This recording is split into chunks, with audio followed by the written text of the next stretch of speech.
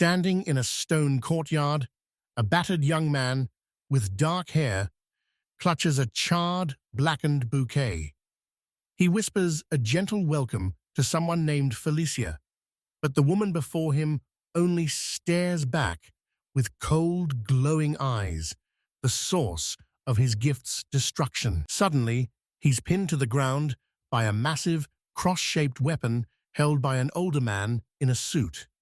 Felicia stands nearby, her arms crossed in pure annoyance as she demands to know why Albedo allowed such filth to even approach her. Albedo offers a groveling apology, explaining that the slave had insisted on greeting her, but Felicia remains unimpressed.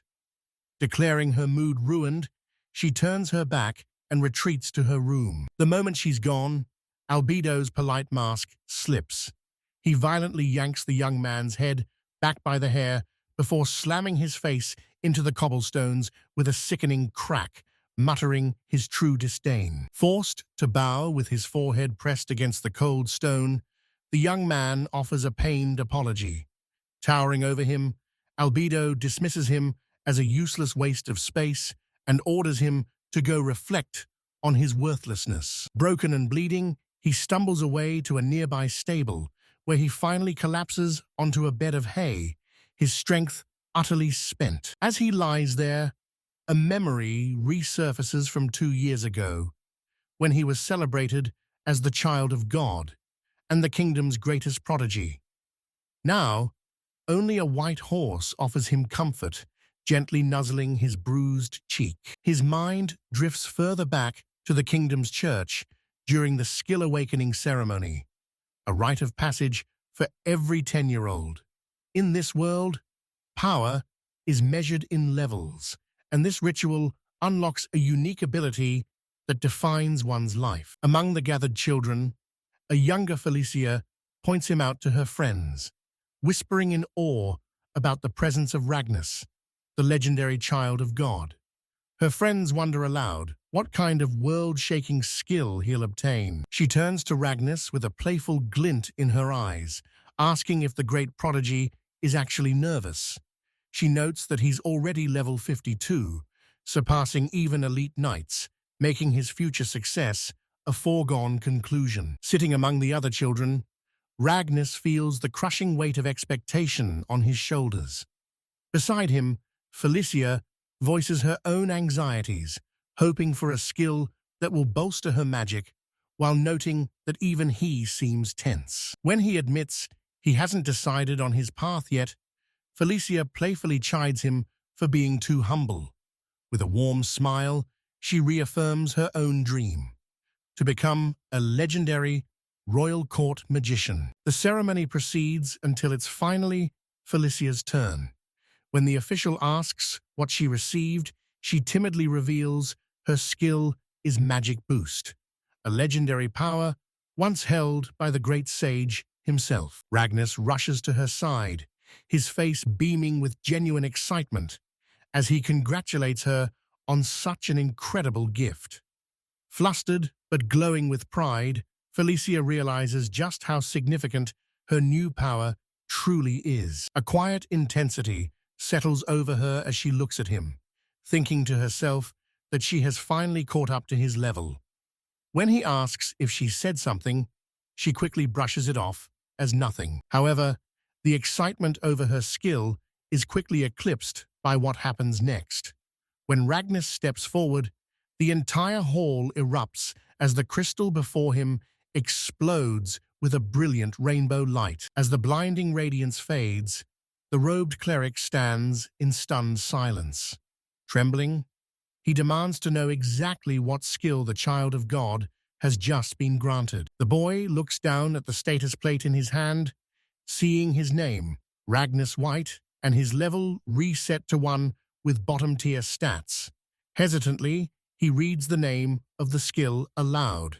Level reset. The description on the plate provides a devastating clarification of his new gift.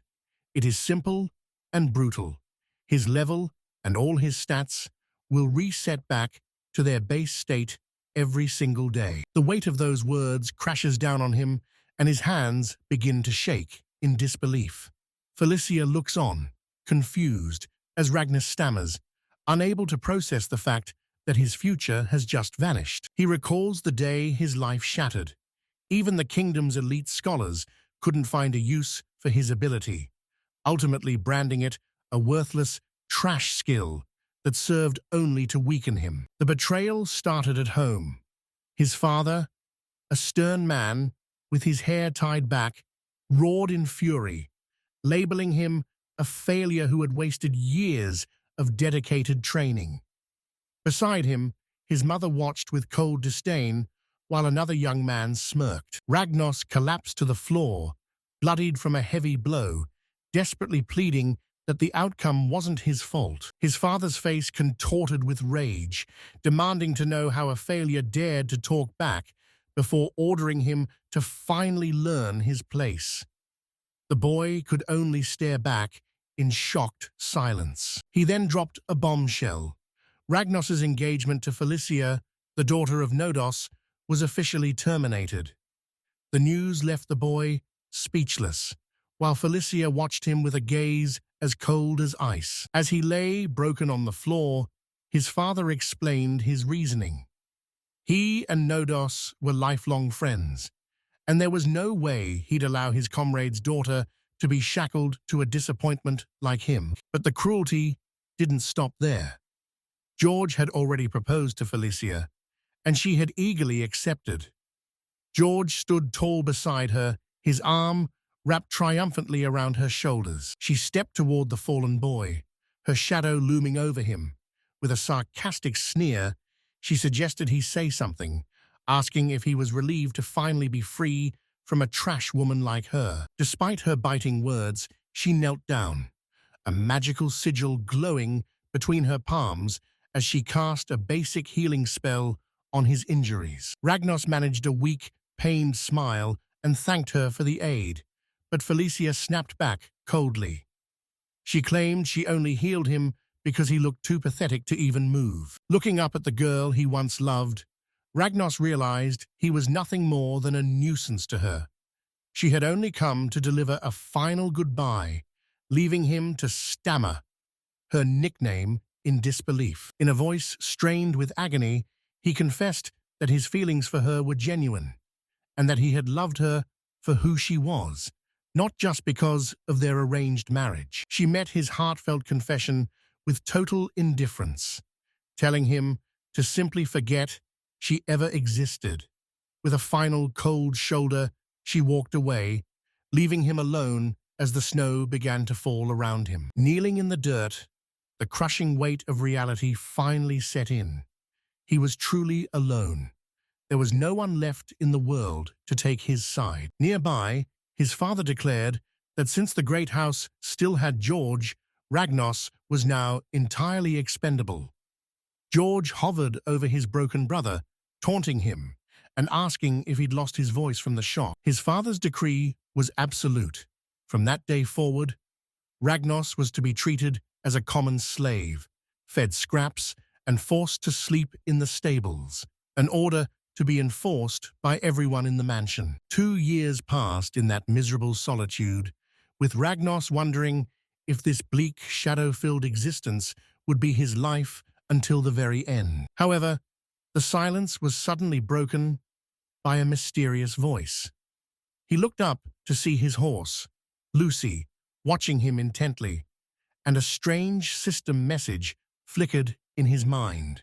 Notice the true meaning of the skill. He leaned back into the hay with a wry smile, wondering if he was finally losing it. He doubted a horse could talk, but Lucy seemed to huff in genuine annoyance at his skepticism. He pulled up his status screen, but the sight was demoralizing.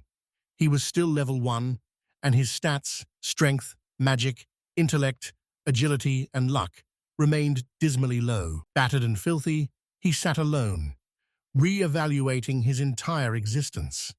He had always viewed his level resetting to 1 as a curse, but a shocking new possibility had just emerged. Why was his skill point count so high? Normally, a person gains only 1 SP per level, but a quick calculation revealed he had a staggering 822 SPs, a number that defied all logic. His mind raced as he decoded the mechanics of his unique condition. In exchange for his level resetting to 1, he received a single SP every single day. Furthermore, any SP earned from leveling up remained untouched by the reset. While a normal person reaching level 50 would only have 49 SP, he was accumulating power at an unprecedented rate. A slow realization dawned on him as he stroked his chin in deep thought. If he could effectively harness this massive reserve of SP, he could become far stronger than he had ever been before. A determined grin broke across his face as he clenched his fist. After nearly drowning in despair, he had finally uncovered the true potential of his skill. For once, luck was finally on his side. Armed with newfound resolve, he approached the white horse, Lucy. He thanked her for being the only one who had shown him kindness before telling her he was leaving. He made a solemn vow. One day, when he had finally proven his strength to the world, he would return to claim her. The horse nuzzled him gently, a silent acknowledgement of his departure. It was a painful parting, but he knew this was goodbye. His gaze hardened, filled with cold determination. He swore to use this power to reclaim his title as the child of God and to teach a brutal lesson to everyone who had abandoned him. 5 years passed. Far from his home in the town of Ijwala, on the western edge of the kingdom, a place known as the Wishside, a new chapter was about to unfold. Inside a rowdy tavern, a now older Ragnus approached a man in a turban. This was Cliff, an informant who was taken aback by the sudden greeting. Ragnus slammed a heavy bag of coins onto the counter, cutting straight to the point by demanding information on a skill crystal.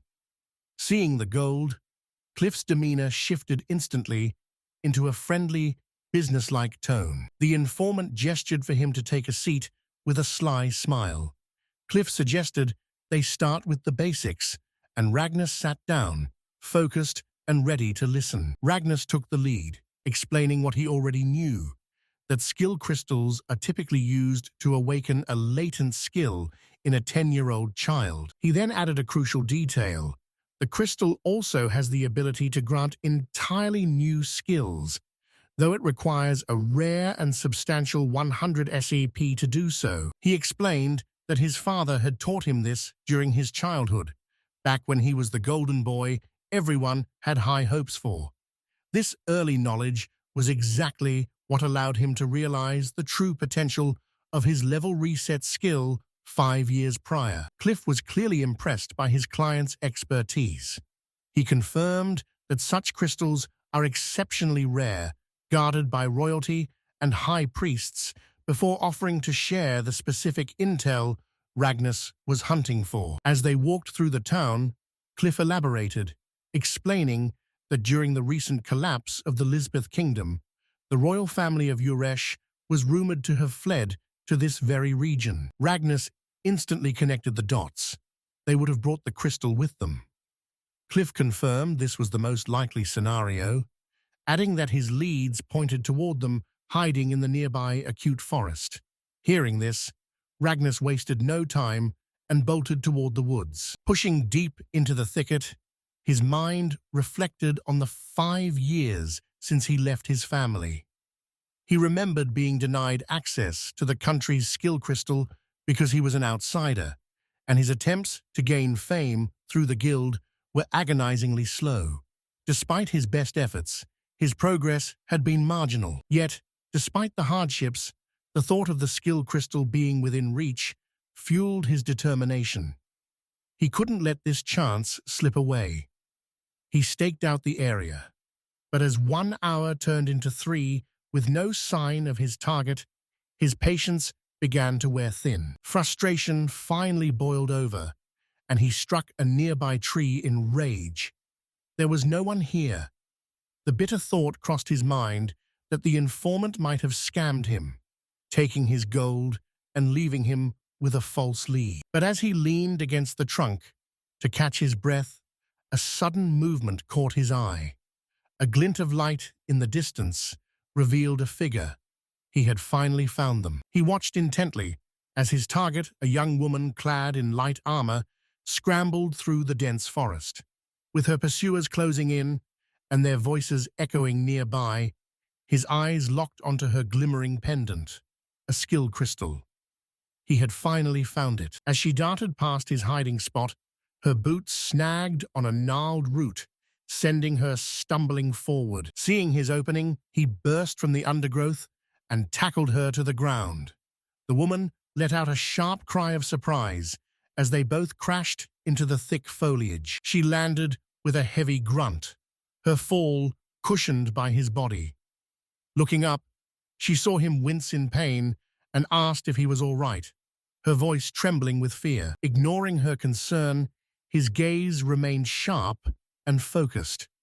"If you don't want to be found, then shut up," he commanded in a low, urgent whisper. To emphasize his point, he clamped a gloved hand over her mouth, while his other hand revealed the skill crystal he had just snatched from her. Her eyes widened, filled with a mix of terror and confusion. Suddenly, heavy footsteps approached their hiding spot. A voice called out, demanding to know if she'd been found, only for a frustrated comrade to reply that she had vanished without a trace. Refusing to give up, the pursuers deduced she must be hiding nearby. They decided to split up, with one vowing to scour the immediate area while the others searched elsewhere. Once the footsteps receded, he exhaled a breath he didn't realize he was holding. The woman beneath him glared with cold suspicion. "Listen," he began, trying to calm her. "I'm not your enemy. You have to trust me." Raising the crystal, he explained that he couldn't let her go yet because she would undoubtedly flee. He pleaded with her to just listen until he was finished talking. He apologized for his aggressive approach, urging the young knight not to run. Annoyed, she retorted that she'd only listen if he backed off, scolding him for the sheer rudeness of pinning her down. She observed that he didn't resemble the soldiers of Lisbeth and demanded to know what his true goal was. She then questioned if money was his motive, offering him whatever she had on her. He immediately shot this down, clarifying that he had no interest in her gold. Instead, he claimed he was after the accessory around her neck. The knight looked unconvinced, and Ragnas internally cursed himself for such a flimsy lie. Abandoning the charade, he pointed to the glowing object, identifying it as a skill crystal and pleading for permission to use it. Her expression hardened as she realized he knew the crystal's true power. He confirmed her suspicions, stating that its power was the exact reason he was there. Guarding the crystal protectively, she declared that his knowledge was all the more reason she couldn't hand it over. A look of pure desperation crossed his face. He lunged for the stone, begging her to wait, but she recoiled instantly, shouting that she could never give it up. His expression twisted in pain as he tried to clarify his intent. He didn't want to steal the crystal, he simply needed to use its power. Despite his desperate plea, she shoved his hand away, her face a mask of fear and resolve.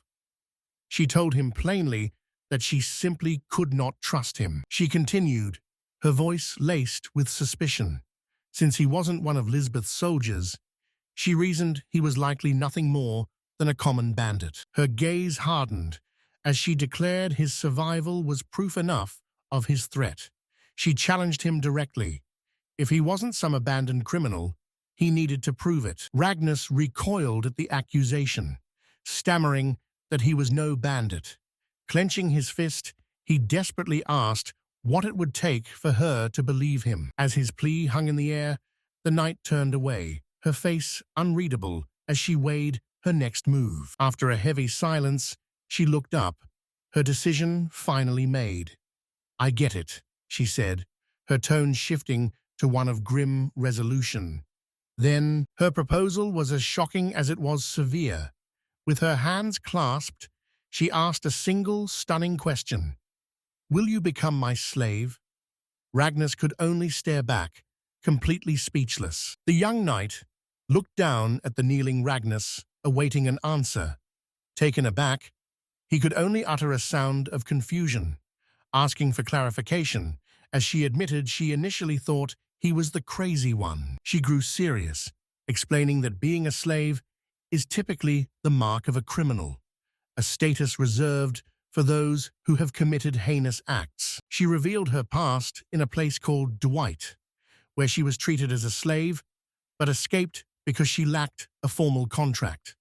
Now, she was alone and desperately needed someone who could never betray her. Ragnas realized the depth of her isolation. She needed a companion immediately, even if it was a thief like him. His self-deprecating label caught her off guard. He weighed the proposition, recognizing the merits.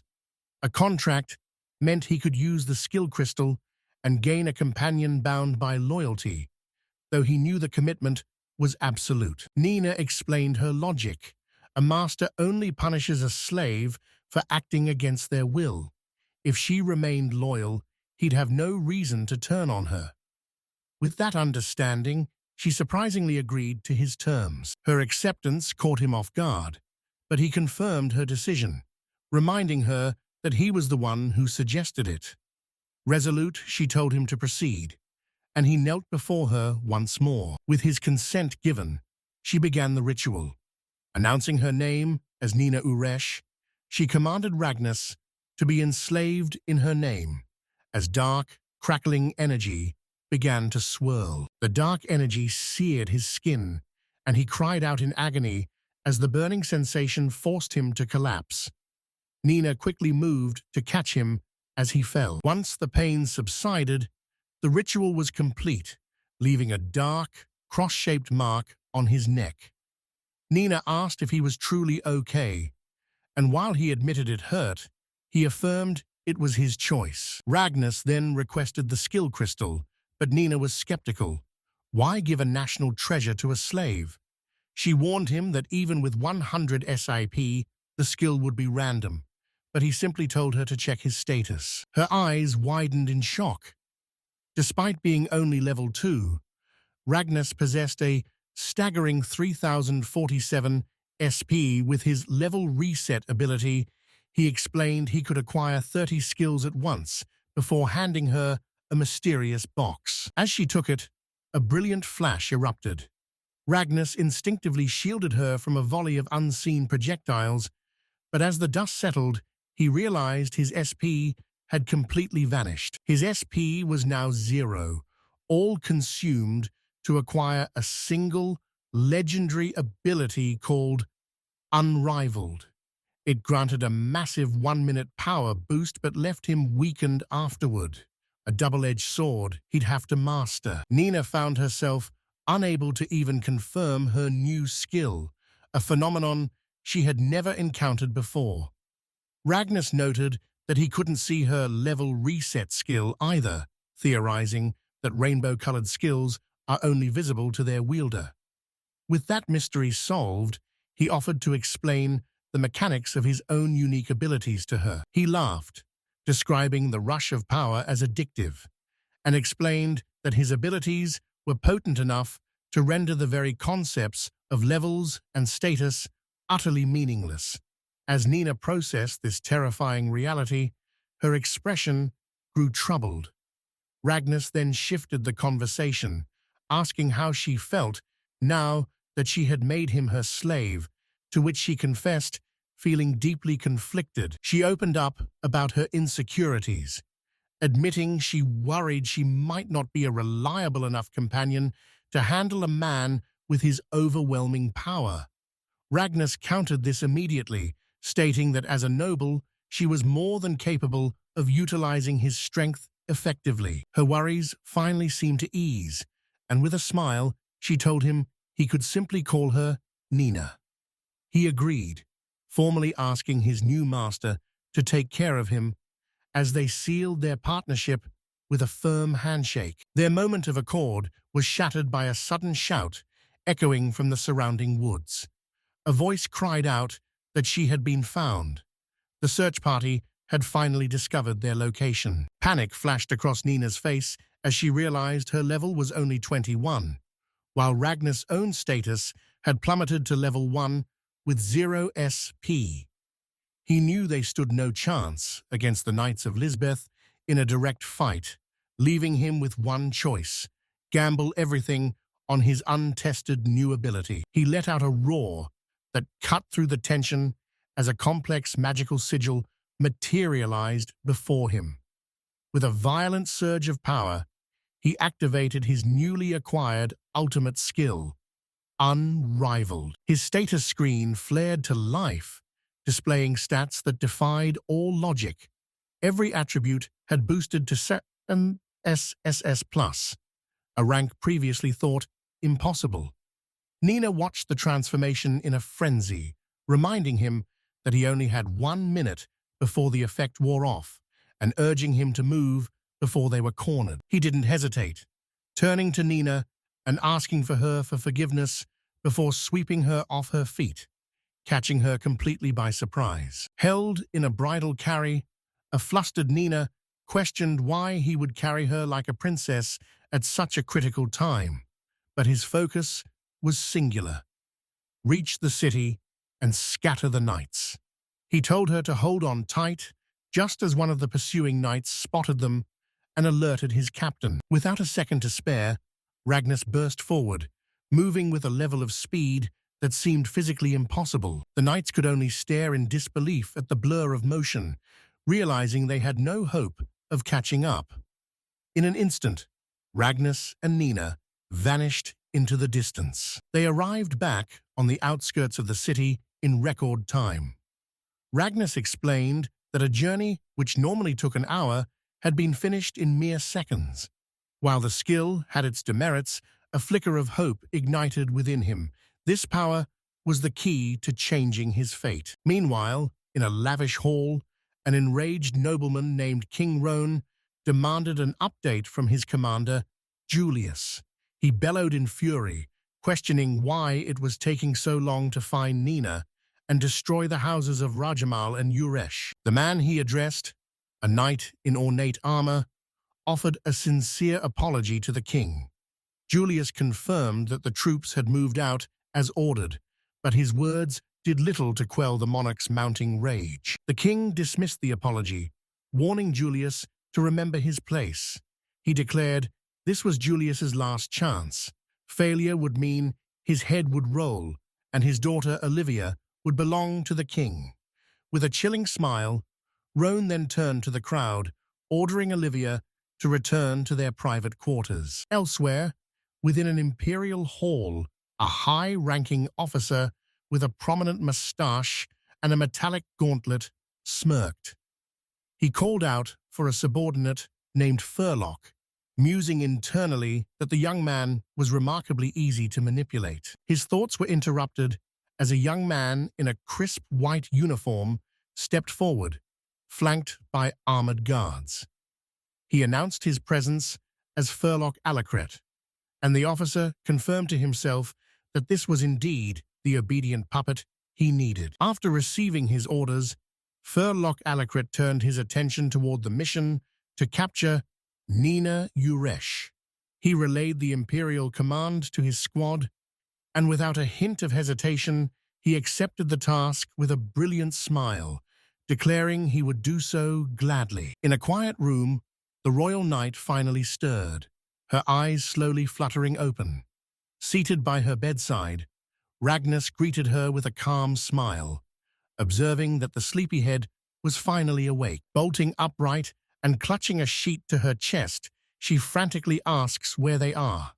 Ragnar reassures her they're safe at Yogan's Inn, and for now, their pursuers are nowhere to be found. Her expression brightens as she remembers her ruined clothes from their desperate flight through the forest. He continues, explaining that he had the landlady take care of her laundry while she was resting. Ragnar's face turns dead serious as he mentions undressing her.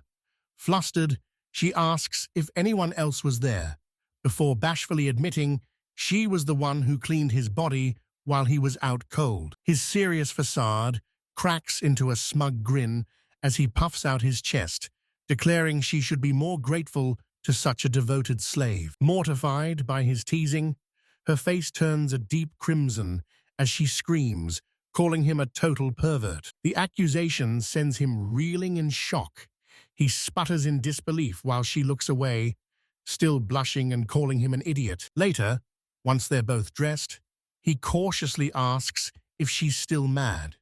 She stays silent with her arms crossed, her face still radiating pure annoyance. The landlady interrupts, greeting them warmly and recognizing them from the day before. Her kindness triggers a somber thought in Ragnus. Isn't it just a slave's duty to serve their master? He flinches as the innkeeper fusses over him, expressing her relief that he's okay after arriving unconscious while carrying the royal knight. Ragnus, clearly awkward, can only manage a pained smile. Watching them closely, the royal knight admits she observed him diligently caring for her. When Ragnus questions her, she simply states it was natural, given he's her master. The innkeeper cuts in, cheerfully patting the knight on the back and remarking on how young they are before announcing that breakfast is served. As they dig in, the royal knight reminds him once again that she told him before, just Nina is fine. She explains that master is far too formal, and despite their contract, she truly wants them to be on equal footing. He pauses, realizing he just slipped up and used the title again.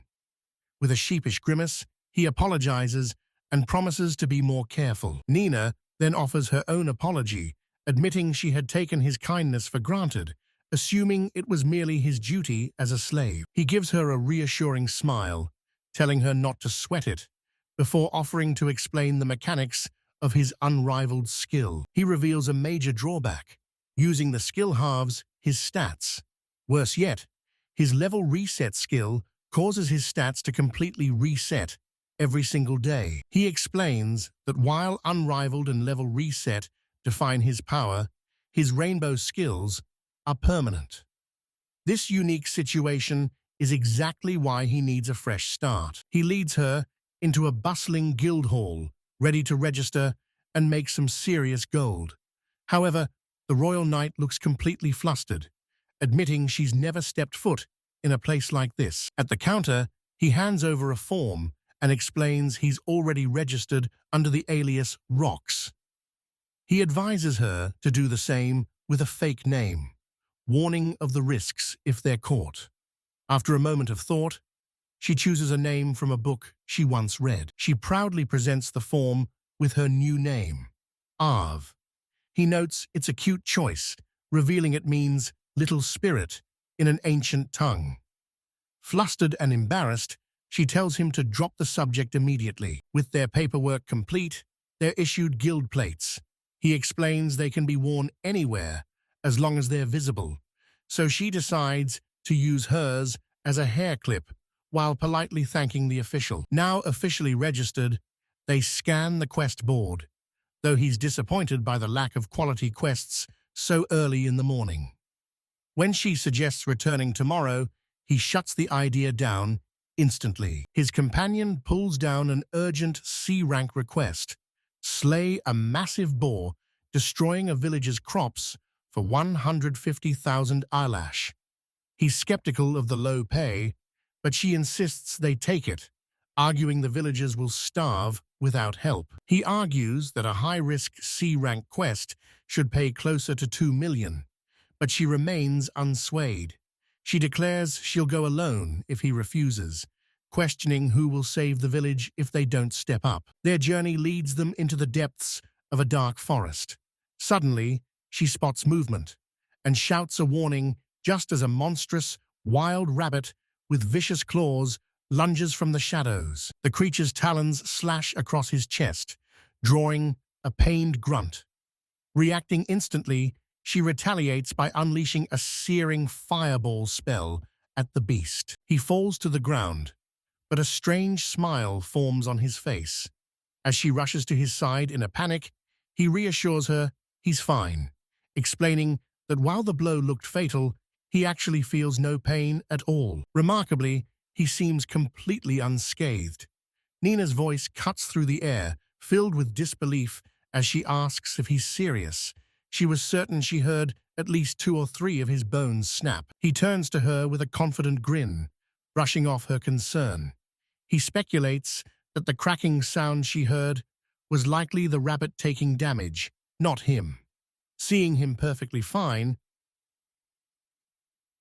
she has no choice but to agree. He declares this the perfect chance to level up, deciding to finish the quest regardless of the reward. He then teases Nina, telling her to lose the attitude since she's only level 21. Undeterred by his comment, she beams and playfully retorts that she doesn't want to hear that from a level 1 amateur, adding that she was originally a formidable level 52. Their banter concluded, they stand ready before the quest board. Nina, brimming with energy, announces they should head to the village immediately, and Ragnas, holding the quest form, calmly agrees. As they travel, another wild rabbit blocks their path. Nina expresses surprise at the frequency of these encounters, but Ragnas immediately suggests a hit-and-run tactic to clear the way. The repeated skirmishes start to take their toll on him. He apologizes, feeling like he's been no help at all. But Nina seems pleased, noting the surprisingly high rate of monster encounters. They finally arrive at a run-down village. Nina is relieved they made it safely, but Ragnas, while thanking her, can't shake the feeling that the entire place is unnervingly quiet. The silence is absolute, with no one in sight. Nina wonders if the villagers are just hiding indoors, while Ragnas fears a darker possibility. Suddenly, an old man appears and identifies them as the adventurers. Nina explains they've come for the quest and asks to see the village chief. The elderly man introduces himself as Kale, the chief, expressing his genuine surprise that someone actually came to help. She and Ragnas follow Chief Kale as he invites them inside his home. He promises to explain the grim details of the giant boar's attack once they're settled. Inside the humble hut, Kale recounts their ordeal. It started when they tried to hunt a baby boar, only to realize it was the offspring of a massive, vengeful beast that has now turned the village into its personal hunting ground. Ragnos listens intently, noting the creature's clear motive for revenge. Nina remains unfazed, dismissing the beast's feelings entirely, while Ragnos stays quiet, his face etched with contemplation as he weighs their next move. Breaking his silence, Ragnos declares that in this world, morality is a luxury. It's simply eat or be eaten. Startled by such cold pragmatism, Nina can only stare, wondering how he could say something so ruthless to the desperate chief. Shifting back to the task at hand, Nina asks when the boar usually strikes. Kale warns that it emerges after sunset, prompting Nina to rally the team, addressing Ragnos by his alias, R, as they prepare for the imminent battle. As they prepare to depart, the village chief bows low, placing the lives of his people in their hands. Ragnos accepts the burden with a simple, confident nod, ready for the confrontation. While walking through the silent village, Nina challenges his grim outlook. She argues that both humans and the boar are just trying to protect what's theirs, questioning if they aren't both simply fighting for what they believe is right. Ragnos cuts through her idealism with a single question. Whose side is she actually on? Caught off guard by his bluntness, she hesitates for a second before firmly declaring her loyalty to the village. He warns her not to overthink it, as hesitation in battle is a death sentence. He boasts that he'll end the beast in a single strike, an arrogant claim for a level 1. But Nina begrudgingly admits he has a point. Suddenly, a menacing presence fills the air. A predatory grin spreads across Ragnos's face as he senses their target, while Nina flinches, caught off guard by the sudden shift in the atmosphere. Ragnos springs into action, commanding Nina to pin the charging beast down. With a determined shout, Nina prepares her magic, fueled by Ragnos's brief word of encouragement. She unleashes her spell, Earthbind, as magical tendrils erupt from the soil to ensnare the massive boar. Ragnos commends her perfect timing, seizing the opening. With the creature momentarily held fast, he activates his trump card. A complex, glowing sigil manifests around his arm as he invokes the name of his ultimate skill, Unrivaled. He lunges forward with blinding speed, declaring that the hunt ends here. A single devastating blow connects with the boar's skull, the impact resonating through the forest with bone-shattering force. The titan collapses, its massive bulk thudding into the dirt. Ragnos and Nina stand over the fallen creature, the silence of the night returning. Still processing the speed of it all, Nina asks if the threat is truly over. Ragnos just smiles, assuring her that no opponent can stand before the power of his skill. Nina wonders if the massive carcass will even fit in her item box, leading Ragnos to explain that storage capacity scales with magic power. He teases that he finally feels like he's bested her, a claim she immediately dismisses as a lie. Internally, Ragnos checks his stats. Thanks to Unrivaled, his level has temporarily skyrocketed to 88, though he knows this godlike power will reset to 0 by morning. He suggests they wrap things up, but a strange, deep rumbling suddenly vibrates through the earth. Both of them freeze, searching the darkness for the source of the new disturbance. Ragnos turns to Nina with a smirk, his tension replaced by a grim realization. He notes that the creature must have been truly enraged by the attack on its child, a thought that leaves Nina wide-eyed with alarm. His intuition is immediately proven correct, as a colossal shadow emerges from the darkness, making the ground tremble. Before them stands another boar, twice the size of the first, its eyes burning with primal rage. The horrifying truth sets in. If there was a cub, the mother couldn't be far behind. The appearance of this massive beast sends a wave of terror through Nina, her eyes widening in shock. Beside her, Ragnos breaks into a cold sweat, his expression hardening with grim determination. The creature lets out a deafening roar as its massive jaws snap forward, attacking in an instant. Ragnos shouts a desperate warning to Nina to move. He grabs her arm, pulling her back with all his might as they scramble to escape the immediate danger. Once they create some distance, Nina glances back, her voice trembling as she asks Ragnos if they should retreat. He turns to her with a grim, almost feral smile, reminding her of the harsh reality. They just killed its offspring, and this enraged beast will never let them leave alive. Ragnos clutches his chest, feeling the lingering debuffs from his unparalleled skill. Facing such a powerful foe in his weakened state is a nightmare scenario. Nina recognizes the danger and resolves to take action herself. Her sudden determination catches his eye. He asks if she has a plan, and she confirms she's ready to use her own unique skill. Ragnos then reveals his strategy. He needs her to buy him enough time to complete a high-level chant. When Nina asks how long, he gives her a daunting time frame, at least 25 seconds. He explains that this is the strongest magic in his arsenal. The weight of the situation settles on Nina. If this fails, they're both dead. With a strained expression, Ragnos confirms he's ready to begin. He places his full trust in her, declaring that he's counting on her protection.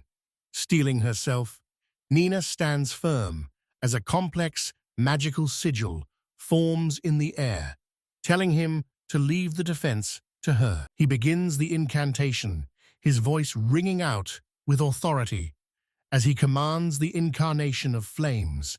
Before him, the monstrous boar charges, its immense weight shaking the cavern. He continues the chant, invoking the soul of the inferno. His focus remains absolute, even as the beast closes the distance with terrifying speed. Just as the boar is about to strike, Nina intercepts it, a shimmering, magical shield erupting from her hand to meet the charge. The force of the impact sends Ragnos flying, but even as blood spatters from his mouth, he gasps out the next line of the spell, calling upon the power beneath the earth. Nina holds her ground, straining against the beast's raw power as its tusks grind against her barrier. Behind her, Ragnos's voice persists, now calling for the burning wings of the wind. Seeing her struggle, Ragnos refuses to let the beast advance any further. He shouts a defiant cry, casting a secondary earthbind spell. As magical restraints burst from the ground to ensnare the boar's legs, he immediately resumes his main incantation, calling for the sword of scorching embers. He glances over, sweat beading on his brow, as a flicker of doubt crosses his mind. He wonders if Nina can hold out, but quickly realizes he cannot stop now. His focus returns to the spell, the words flowing with increasing intensity. He calls for the manifestation of the scorching sun, bringing the incantation to its climax with the final crucial name. As he prepares to unleash the final words, Nina's urgent voice cuts through the air, warning him to get clear as the boar's tusks loom dangerously close. Heeding her warning, he springs backward to put space between himself and the beast. Nina watches him go, her expression set, with grim resolve as a bead of sweat traces a path down her cheek. With the space secured, she finally makes her move. A complex series of magical sigils blaze to life before her as she activates her skill, her voice ringing out clear and strong. Magic boost. Ragnos watches, his face caked in grime as the effects of the enhancement take hold. He murmurs the name of the ability, Magic Boost, a sense of awe hanging in the air. In the next instant, his own spell, amplified by her power, detonates with cataclysmic force. He shields his eyes from the blinding flash as he unleashes the advanced fire magic, roaring its name, Volcanic Inferno. As the dust begins to settle, he turns to his companion with a triumphant grin, clenching his fist. He praises her contribution, certain of their victory, and declaring that with that much power, the fight must be over. But his triumphant mood vanishes the moment he sees her. He calls out Nina's name, but she can only gasp for air, her face pale and slick with sweat as her body trembles with total exhaustion. She sways on her feet, struggling to remain upright. Despite her obvious strain, she manages a faint smile and softly whispers his name. Ragnos. The effort is too much. Her strength gives out completely, and she collapses backward. Ragnos lunges, catching her just before she hits the ground as he cries out in alarm. He immediately realizes she's completely depleted her mana in a reckless gamble. Cradling her in his arms, he hears her murmur a weak explanation. A move that, powerful, she confirms, naturally required an immense and taxing amount of mana. He holds her close, believing the quest is finally complete. But then a strange thought surfaces, a sudden realization that makes him pause. He feels no sense of relief at all. This thought is shattered by a thunderous impact. A colossal hoof slams into the ground nearby, cracking the very earth beneath it. From within the smoke and lingering flames, the giant boar emerges, battered and scorched, but very much alive. Ragnos stares up at the creature in pure disbelief, his features twisting into a grimace. He can't comprehend how it's still standing, questioning if this could possibly be a mere C-rank monster. He grits his teeth, realizing the massive boar is on the verge of death. This is his one chance, but he has no decisive moves left to end the fight. His mind races as he recalls his current status. He has accumulated exactly 100 skill points, having gained the final point from their last battle. With a grim expression, he steels his resolve. It's do or die, and he has to take a massive gamble. His gaze then shifts to his fallen comrade, Nina, who lies unconscious on the ravaged earth. Looking down at her still form, he announces his intention to borrow her skill crystal. Without a moment's hesitation, he reaches out, and a flash of light erupts as he takes the crystal from her person. Watching the glowing object, he desperately pleads for it to grant him something, anything, that can be used to fight back. His status updates instantly. All 100 of his skill points are consumed, and in their place, a new skill appears. Magic Boost. He stares at his hand in disbelief. Magic Boost. He recalls Nina once telling him how incredibly rare it was to find the perfect skill in a desperate situation like this. Despite the overwhelming odds, he has no choice but to stand his ground. Facing the charging beast, he roars a challenge to draw its ire. "Over here, you damn beast!" Realizing his new skill can amplify his magical output, he attempts to replicate the high-level spell Nina cast earlier. A complex magic circle materializes as he begins the incantation, summoning the primordial soul of the inferno, slumbering deep beneath the earth. As magical energy crackles violently around him, he calls forth wings of fire and a blade forged from scorching embers. The giant boar charges, but he completes the spell, manifesting the raw power of the sun.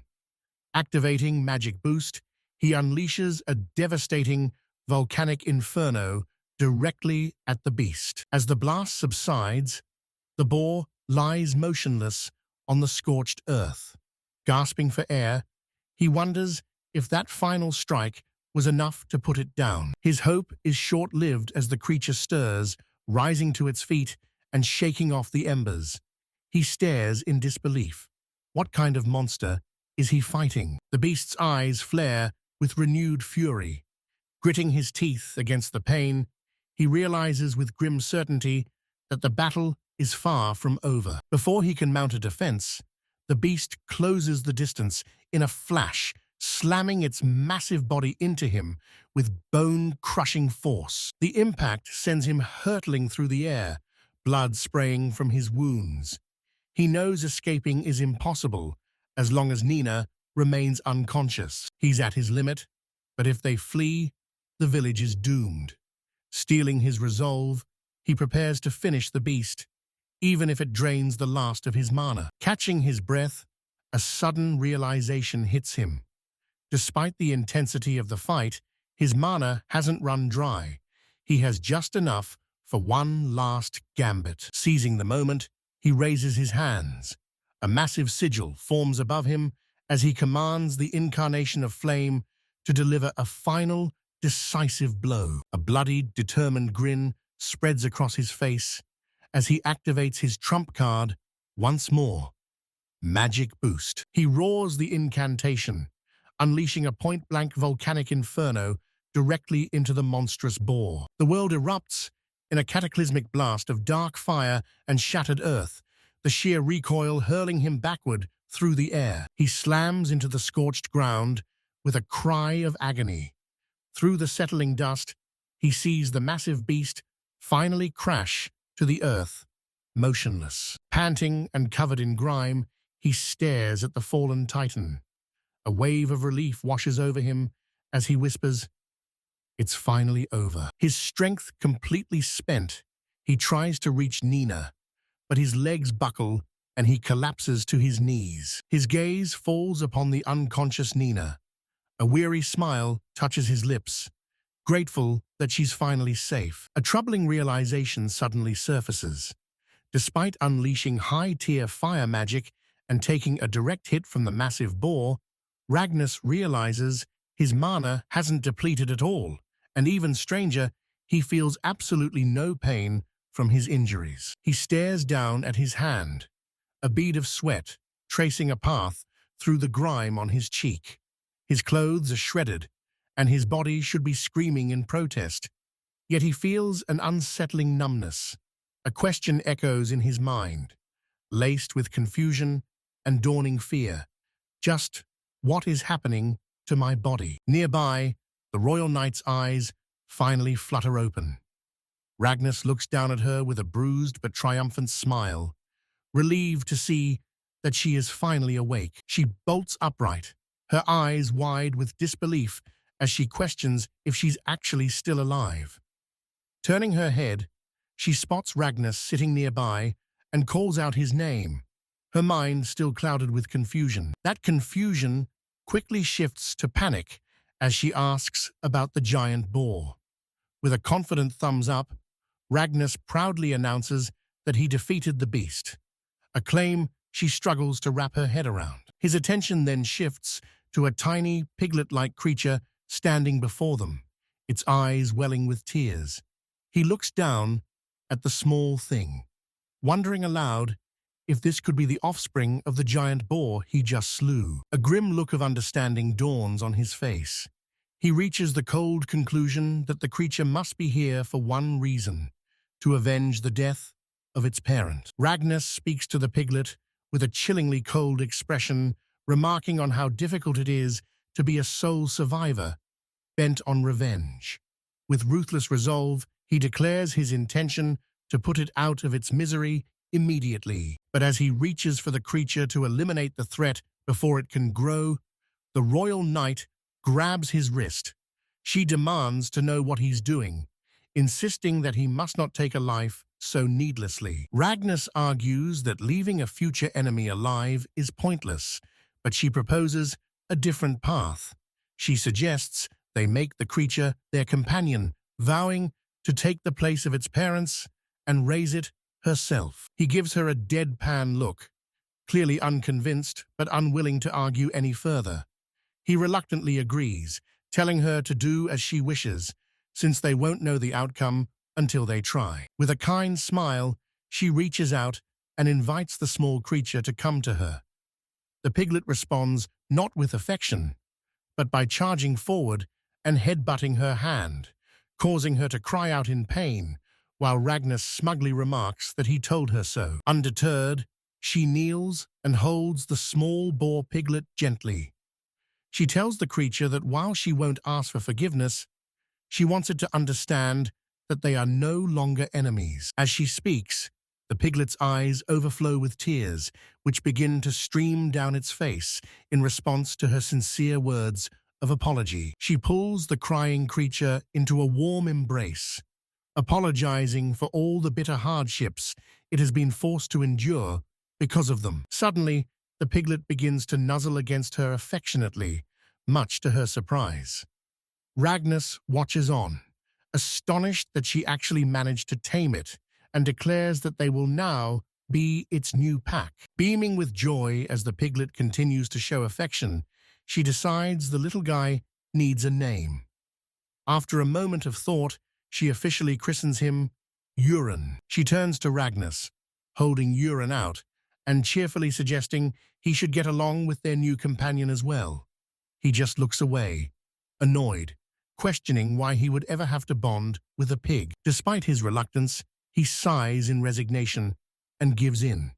He extends a hand toward the small creature, offering a tentative truce and muttering, "Let's get along, Urin." In response, Urin lunges forward and bites his outstretched hand with surprising force, sending Ragnar into a fit of yelping pain. After reporting their success to the village chief, the duo stays the night before finally heading back to the main town. Returning to the guild, they officially clear their C-rank quest, earning a rank up, a 150,000 Val reward, and brand new adventurer plates. To celebrate their hard-earned victory, the two head to the bustling tavern to share a well-deserved toast. The royal knight leans in, her curiosity piqued, as she asks how he actually managed to take down that massive boar. Taking a sip of his drink, he reveals that right as she collapsed, her SP had reached exactly 100. He explains that at that moment, he temporarily gained her magic boost skill, allowing him to mimic her powerful magic and finish the beast. However, his expression darkens as he explains that the skill vanished by morning, likely a side effect of his level reset. She notes that her own rainbow skills were immune to her reset, concluding that these rare abilities are the only ones that truly stick. She cheerfully encourages him to find another rainbow skill, but her optimism only makes him more anxious. He points out the stakes. If he can't acquire another rainbow skill, it proves he has reached his absolute limit and can never grow stronger. Realizing her insensitivity, the knight immediately apologizes, though he quickly brushes it off with a wave of his hand. With renewed focus, he declares their next objective.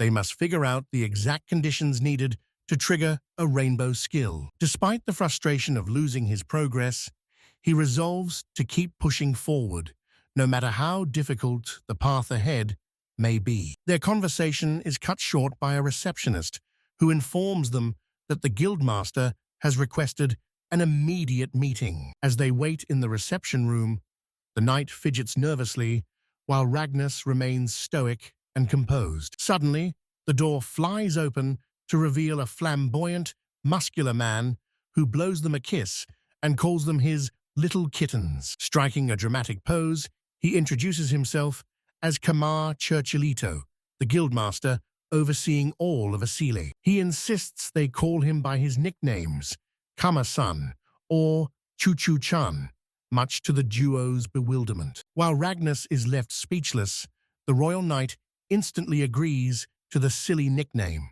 leaving him baffled by how unfazed she is. The guildmaster beams with joy, butchering their names as he leans uncomfortably close, causing Ragnus to recoil in shock. Their expressions turned solemn as Kamar revealed the true reason for the summons.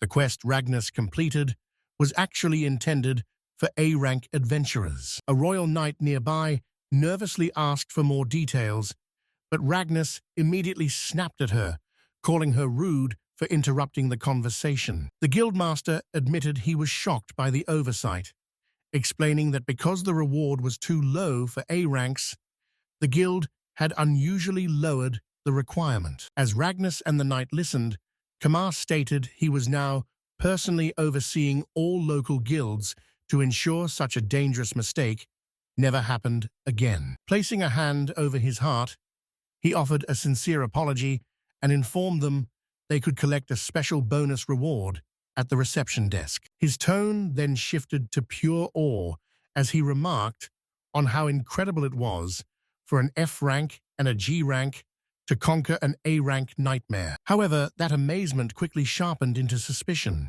Leaning forward with an intense gaze, he demanded to know their true identities. Ragnus remained completely unfazed, noting the guildmaster's intense focus on him, while warning Kamar that a sharp intuition is impossible to fool. He then gestured toward his companion, boldly claiming she was the princess of Aresh, and he was merely her slave, a lie the knight quietly confirmed. This claim provoked a furious reaction from Nina, but Ragnus whispered urgently that they had to maintain the charade to prove their innocence and escape. Surprisingly, the guildmaster recognized her as Nina Chan, noting her striking resemblance to a woman from his past named Olivia. A stunned Nina asked if he knew her mother, and Kamar's expression softened as he spoke of their long history and his worry following the capital's fall. When Nina fell into a pained, withdrawn silence, Kamar gently assured her that she didn't have to say another word about her mother's fate. Shifting the heavy atmosphere, he brought up a letter from the Ani village chief, revealing the great boar they defeated was known as the Aramanthian. Nina's eyes widened in horror as she realized they had slain a legendary sacred beast, a fact that Kamar grimly confirmed was true. When Ragnus asked what that meant, Kamar explained that sacred beasts are the divine protectors of the land, essentially serving as local gods. The implications were grim. Without its guardian, the land would eventually wither and die, even if the beast's attack on humans was a rare anomaly. Kamar expressed deep regret, admitting the guild was at fault for issuing the quest without understanding the gravity of the situation. While Nina was crushed by the weight of their actions, Ragnus remained calm, stating the obvious problem. The land was now without a protector. As Nina and Kamar looked on in confusion, Ragnus looked them in the eye and simply declared that a new protector already exists. He turns to Nina, asking if she brought it along. A flash of realization hits her, and she summons the small boar Piglet, which materializes in her arms with a happy squeal. With a confident smile, he declares that this should solve their problem. Both Kamar and Nina are instantly charmed by the creature's cuteness. As Nina explains, it's the offspring of the sacred beast they defeated, named Urin. Ragnas attempts to excuse himself and Nina to continue their investigation, but Kamar stops them. Feeling responsible for the trouble caused, the guildmaster offers to help in any way he can. Nina interjects, suggesting to Ragnas that it might be best to let Kamar in on their situation. Ragnas considers this, realizing the well-connected guildmaster might actually possess a useful lead. He decides to ask Kamar about a specific phenomenon, a skill crystal that emits a rainbow-colored light. Kamar's expression shifts instantly, realizing this means Ragnas possesses an incredibly rare ability. After a moment of silence, Kamar bluntly admits he knows nothing about the crystal. However, he does know of one individual who might have the answers they're searching for. Kamar explains that this person resides far to the east of the royal capital in a place called Eugene. There, in a mansion isolated in the middle of a lake, lives a 400-year-old monster known as the evil-eyed vampire. Handing Ragnas a map, Kamar adds that rumors claim this vampire is all-knowing, capable of seeing anything in the world. He cautions them, however, that there is no guarantee the immortal will be willing to help. Ragnas absorbs the information, his expression hardening with resolve. He asks if there's a chance they could be killed, and Kamar confirms that's the worst-case scenario. Despite the risk, Ragnas thanks him and prepares to depart. Internally, he resolves to hunt down even the smallest shred of information. Because of the extreme danger involved, he decides it's best if Nina stays behind rather than risking her life. His decision is immediately challenged by Nina, who appears beside him clutching urine. She cheerfully reminds him that she is his master, questioning how he could possibly think of leaving her behind. With a bright, determined smile, she declares they will face the evil-eyed vampire together. Ragnas looks on, flustered, as the shadowy image of their destination looms over them. Ragnas and the royal knight soon arrive at a vast lake, where a grand, isolated mansion sits at the center. Having reached the estate, Ragnas voices the obvious problem: how they're supposed to cross the water. Before they can devise a plan, a dark swarm erupts from the mansion's windows.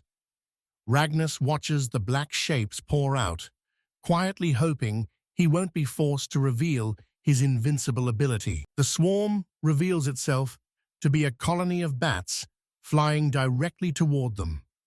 Instead of attacking, the creatures coalesce over the water to form a living bridge, though Ragnas warily hopes it isn't a trap. Stepping onto the unsettling path, the royal knight flinches as her feet press into the mass of small bodies. With a distressed expression, she turns to Ragnas and apologizes for clinging to him in her fright. He quickly reassures her that it's fine. Noticing her fear, he suggests that if she's too scared, they can stop so he can listen to her concerns, but she insists she's okay. Having successfully crossed the lake, they push open the heavy doors and step into the mansion's dark foyer. Ragnas calls out into the silence, asking if anyone is present. In an instant, a figure appears beside him, clamping a hand over Ragnas's face. The man grins menacingly, welcoming them to his home, just as the royal knight is blinded by a sudden flash of light. A second host emerges from the shadows, offering a welcome as bats flutter around her.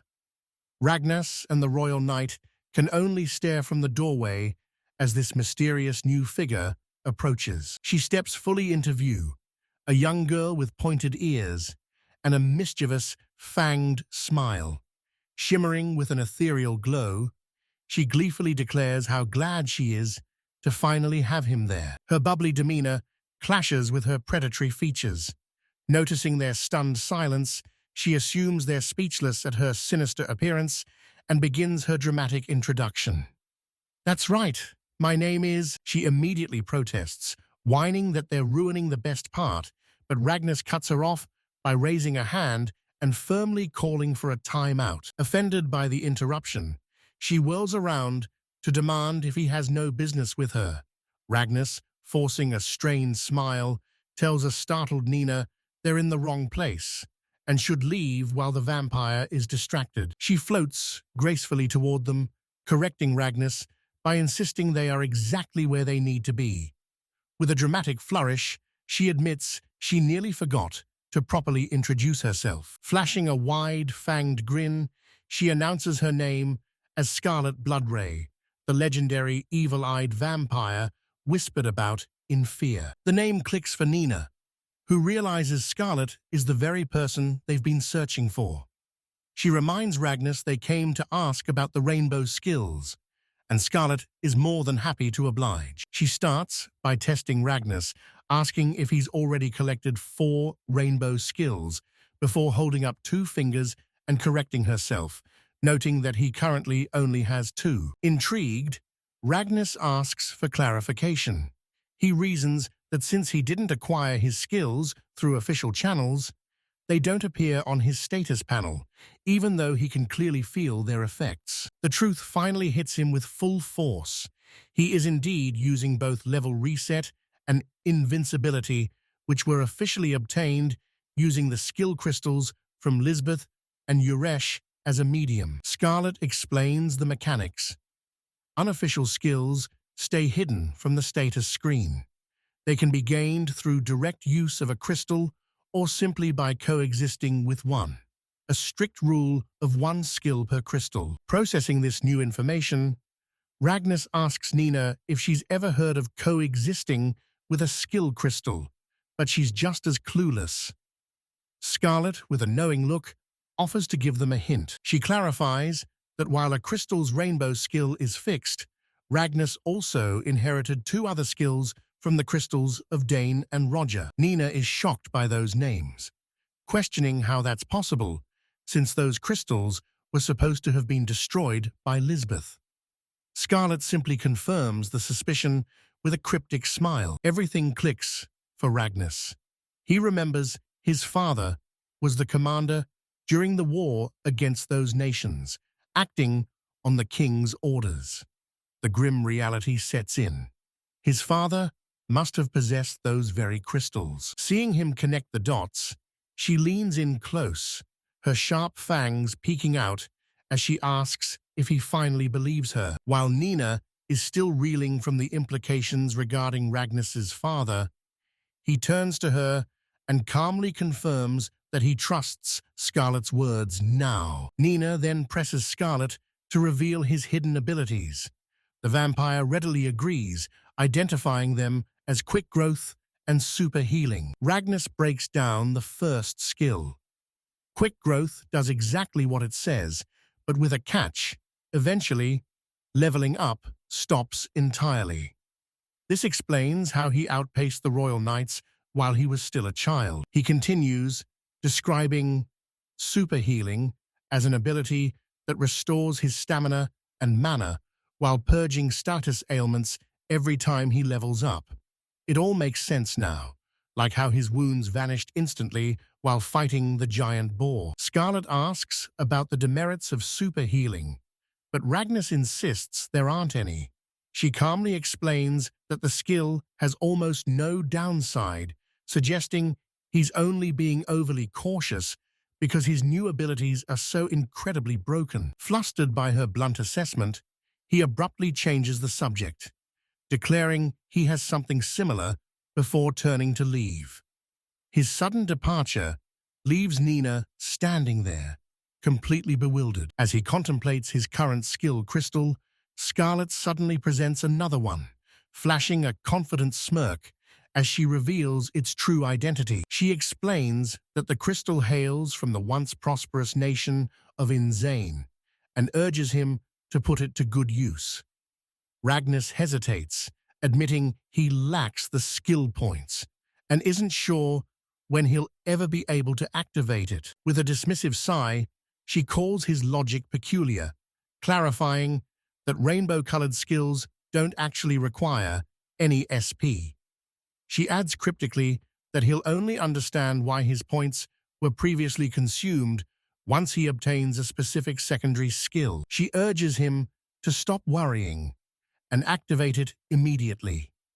Looking down at the shimmering crystal in his palm, he quietly gives in. With a sharp crack, he crushes the crystal in his fist, unleashing the latent power trapped within. While the sudden display leaves Nina momentarily stunned, Scarlet remains unfazed, immediately instructing him to check his updated status. He focuses, and the details of a new ability manifest in his mind.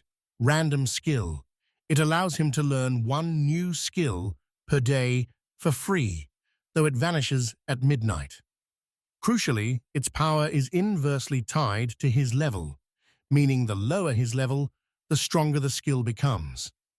The unusual mechanics leave him puzzled. Scarlet prompts him for his thoughts, noting how perfectly this aligns with his level reset. He smiles in total agreement. Since his level returns to 1 every morning, the skill's primary drawback is completely irrelevant to him. He remarks that it feels as if these rainbow-colored skills were specifically designed to complement his level reset.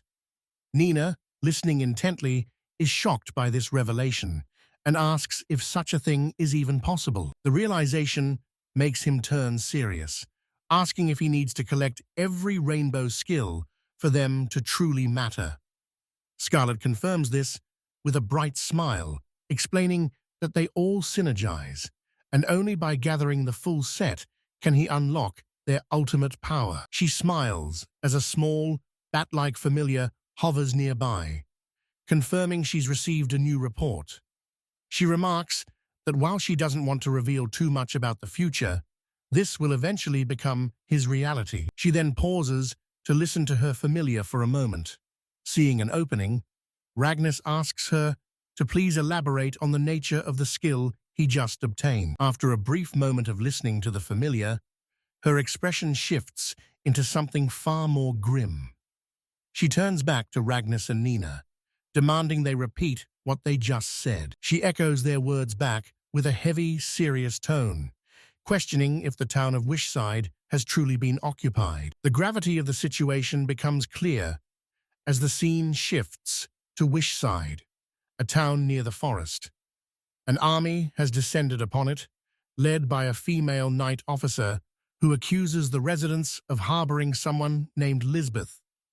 Nearby, a soldier threatens a terrified villager, prompting the officer to order her troops not to harm those who yield. Her soldiers march through the streets, their armored presence terrifying the civilians. A young boy, clutching groceries, freezes in fear, while a mother desperately holds her child close as the troops pass by. The female knight officer issues a cold command to her subordinate, instructing him to focus solely on gathering information for the time being. Overseeing the entire operation is Locke Alecrest. With a determined look, he declares their top priority, the capture of Nina Uresh. Behind him, his soldiers stand over 2 bound and defeated young men. The news hits Ragnas like a physical blow. He realizes Wishside is the very town where he and Nina first met, and a worried Nina adds that the peaceful village should have nothing to do with war. With a grim expression, he identifies the invaders for a stunned Nina, the Lisbeth 7 Stars, an elite army led by Furlock Alecrest. Just the mention of Lisbeth leaves Nina utterly speechless. Scarlet breaks down the volatile political landscape, explaining that while the kingdom of Ijwala isn't officially at war, their royal knights are already moving to retake Wishside, a move that makes a full-scale conflict inevitable. The word war sends a jolt of terror through Nina, forcing her to clutch Ragnas's arm for support.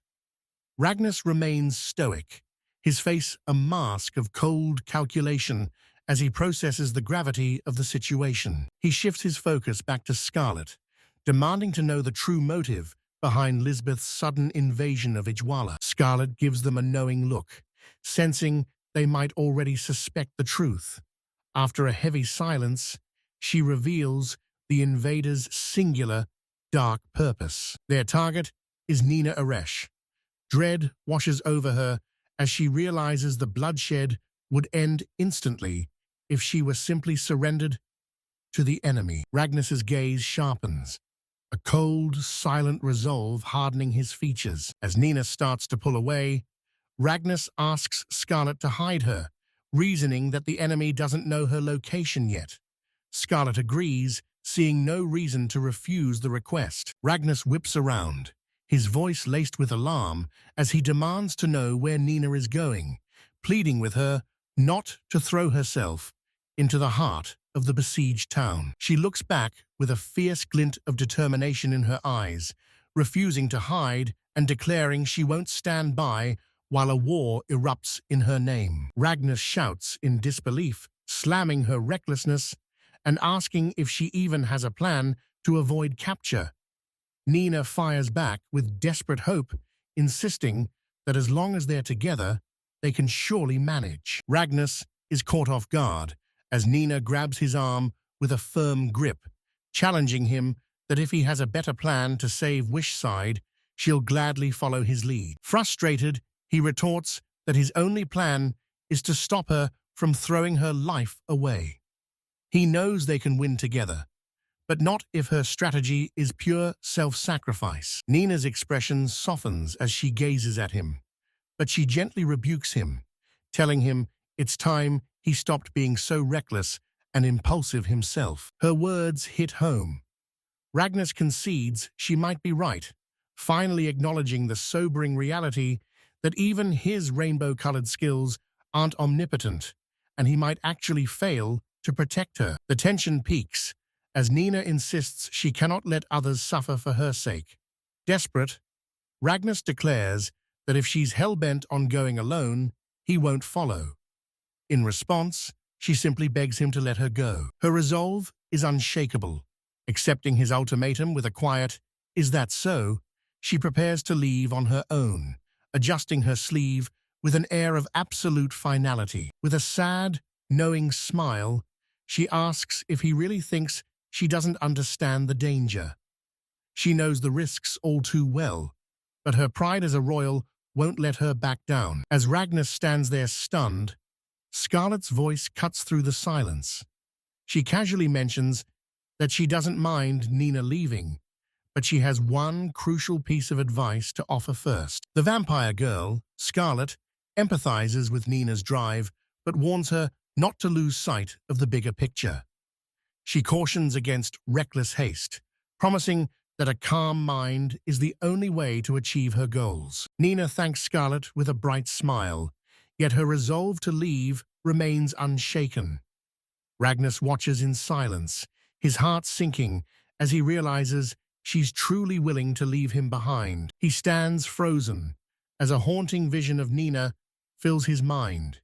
She offers a sorrowful smile, apologizing for the trouble and thanking him for his loyalty, but her final farewell carries a weight of undeniable finality. Standing on the steps of a grand building, Ragnus remains paralyzed by the reality of Nina's departure.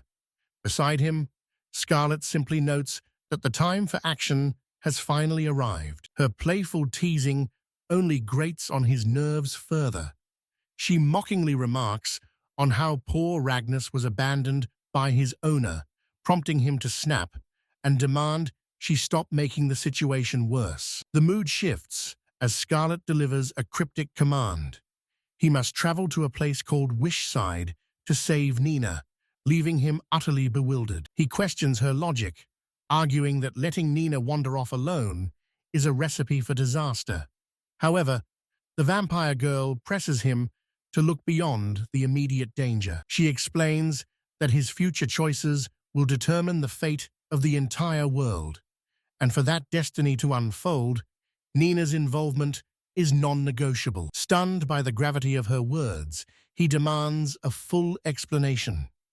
Scarlet refuses, claiming that the future is fluid, and revealing too much now could ruin everything. She maintains her cryptic stance, insisting that while the truth is simple, knowing it would paralyze him.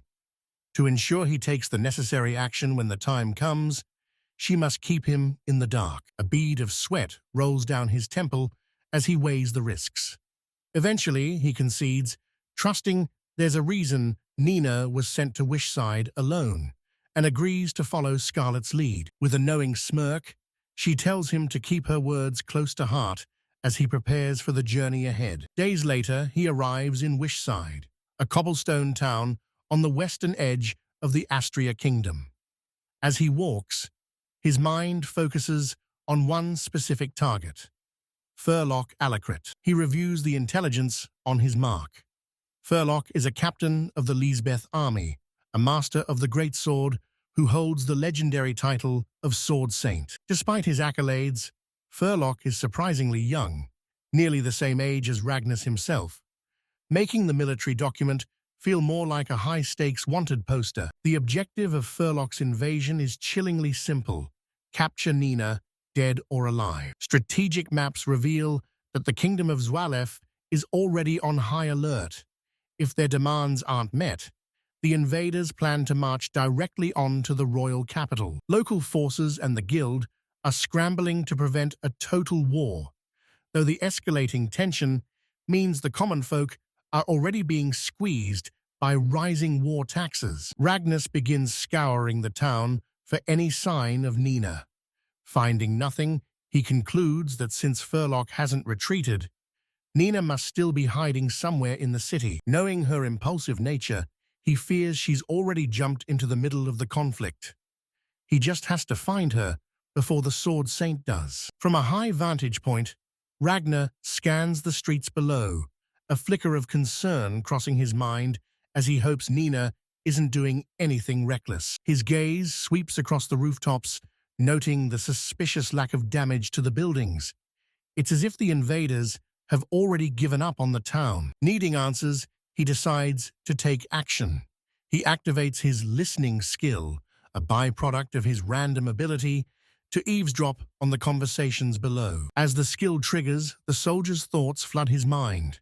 One expresses severe doubt, questioning if a single platoon can really defeat the entire Adelwolf kingdom. His companion quickly urges silence for fear of being overheard, while privately planning to desert the moment the battle turns sour. While the first soldier remains uneasy, the second reassures him, explaining that their captain despises killing and has ordered them not to harm a soul. This revelation confirms Ragnar's suspicions. The Lisbeth army is far from a unified force, which explains why the town's capture has been so delayed. He reflects on the sheer utility of his skill, which reads both thoughts and inanimate objects, a crucial advantage as the Adelwolf kingdom prepares its counter-move. Suddenly, a cheerful, unfamiliar voice cuts through his concentration, announcing its arrival and leaving Ragnar frantically searching for the source. The voice directs him to look down, and his eyes widen in realization as he spots a small creature at his feet. It's a tiny boar piglet complaining about his lateness. Ragnar is stunned to realize he can hear the shitty boar's surprisingly foul-mouthed thoughts. The piglet clarifies its purpose, stating that its master sent it to serve as his guide, and Ragnar quickly agrees to follow. As they navigate a narrow alley, the piglet urges him to hurry, leaving Ragnar relieved that Nina is safe but curious about her hiding spot. Following the creature along a familiar path, he realizes they are heading toward the dense forest where he and Nina first met. The piglet leads him to a massive ancient tree with a dark hollow in its trunk, signaling that they have finally reached their destination. Stepping through the opening, Ragnar discovers a hidden stone chamber deep within the forest and wonders why such a place even exists. As his eyes adjust to the lamplight, a familiar voice calls his name with a mixture of shock and joy. It's the royal knight, Nina, waiting inside. A wave of relief washes over him as he offers a casual, "Yo," while Nina beams back, her voice thick with emotion as she welcomes him. Ragnar lifts the small boar, acknowledging her safety, but remaining puzzled as to how she managed to use the creature as a messenger. Before she can answer, he explains that he was only able to find this hidden location by following the trail she left behind. Her confusion was palpable. He explained that thanks to his daily random skill draw, he'd gained a temporary listening ability, one that allowed him to eavesdrop on the very thoughts of others. Realization dawned on her as she gasped, "So that's how you knew what I was thinking?" Ragnar gave a dry smile, admitting it was a pity the skill was temporary, as he'd have preferred something more suited for battle. She laughed at his grumbling, revealing that she wasn't surprised at all. In fact, she had predicted his arrival and planned for this exact moment. Before she could explain further, a faint, fluttering sound caught Ragnar's attention. Annoyed by the intrusion, he barked into the shadows, demanding that Scarlet show herself. Right on cue, a small, bat-like creature manifested with a cheerful pop. Nina simply watched the familiar exchange with a knowing, gentle smile. As the tiny bat perched on her finger, Ragnar noted its unusual ribbon. Nina teased him for taking so long to arrive, though she quickly added that she didn't mind the wait. Before he could respond, the bat interjected, claiming it knew Ragnar would come running to save the woman he loves. Nina looked at him with soft eyes, admitting she'd been skeptical but was genuinely grateful he came. His face turned bright red at the bat's teasing. When the creature doubled down on the romance, a flustered Ragnar tried to play it off as no big deal, though his embarrassment was impossible to hide. He looked away to mask his shame, but Nina found herself blushing just as hard. She stammered, questioning why he was so worked up, and insisting their relationship wasn't like that. Desperate to change the subject, Ragnar asked why she was in this hidden room, admitting he feared she was on a suicide mission. Meanwhile, the bat preened, gloating that Ragnar had been dancing in the palm of its hand. Nina's expression darkened. She confessed that a suicide mission had indeed been the plan, but Scarlet's words had forced her to stop and reconsider her path. Ragnar recalled the advice: "Stay calm, don't rush, and results will follow." The bat nodded in approval as Ragnar explained how he'd used that logic to keep his cool and think things through. Despite the advice, Nina's gaze remained hardened. She admitted that even now, she couldn't see any way forward that didn't involve her sacrificing herself for the cause. She stood there, her resolve weighed down by regret. Scarlet fluttered nearby, explaining that her advice was meant to prevent such a tragedy, while Nina secretly lamented that they hadn't found a better way together. Ragnar watched in confusion as Scarlet revealed she had been monitoring him too. She explained that as a vampire, she could control bats from afar, a revelation that left him completely stunned. The pieces finally clicked. Ragnar pointed an accusing finger at the bat, realizing it was Scarlet who had lured the giant boar to his location earlier. The bat chirped, brushing off the accusation as a minor detail. Ragnar chuckled and agreed to focus on the task at hand, offering to share the intel he'd gathered so they could plan their next move. He began his report on the enemy commander, Furlock Alacret.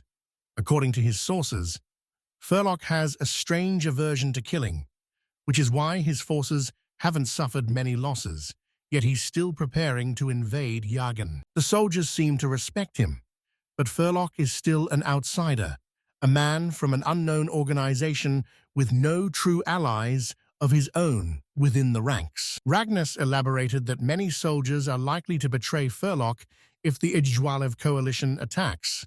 Because of this, he concluded their best bet is to wait and let the coalition handle the heavy lifting. Nina listens intently, her expression somber as she counters his strategy.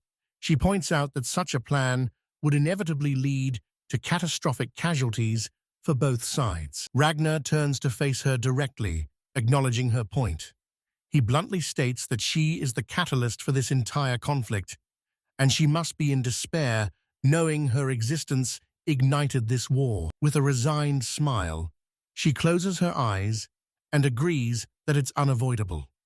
Ragnar looks on, stunned by her quiet acceptance of such a grim reality. She offers a gentle smile, realizing his plan is solid. She understands he's acting solely with her safety in mind, and for that reason, she believes it's their best course of action. Her expression shifts to confusion as she asks for clarification. Ragnar scratches the back of his head, admitting that while her assumption is usually right, this situation is different. He reveals the true motive behind his actions, pointing to a small bat, familiar hovering nearby. He explains that Scarlet Bloodray ordered him to save Nina, though without details, he's mostly just guessing. Lowering his gaze, he elaborates on his thoughts. He doesn't think Scarlet meant she was in immediate danger, but the ambiguity of the request has left him uncertain about the right path forward. As he contemplates, Nina hesitantly calls his name, her hands fidgeting nervously. He looks up, asking what's on her mind. Blushing, she looks away and prefaces her request by admitting he likely won't agree. Taking a deep breath, she asks if she can simply tell him what she wants to do right now. Suddenly, her hesitation vanishes, replaced by a surge of conviction. Standing tall, with clenched fists, she declares that she wants to save Furlock Alacrith. The declaration hits him like a physical blow.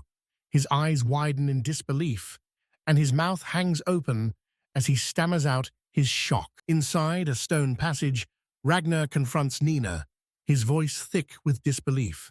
He asks if she's truly serious about wanting to help Furlock, but Nina just offers a quiet apology. He turns away, flustered, and demands to know her reasoning. Nina looks toward him, the bat-like familiar hovering near her head as she prepares to answer. She explains that from everything she's heard, Furlock doesn't seem like a bad person. Somberly, she adds that her side avoided heavy casualties specifically because of his actions. Ragnar processes this simple truth. He recalls Furlock, a man who stopped his own soldiers from killing. Ragnar admits he hates having such a man as an enemy, a sentiment Nina shares. Yet the idea of helping a foe still troubles him. His thoughts race as he realizes rescuing Furlock is an impossible task for Nina alone.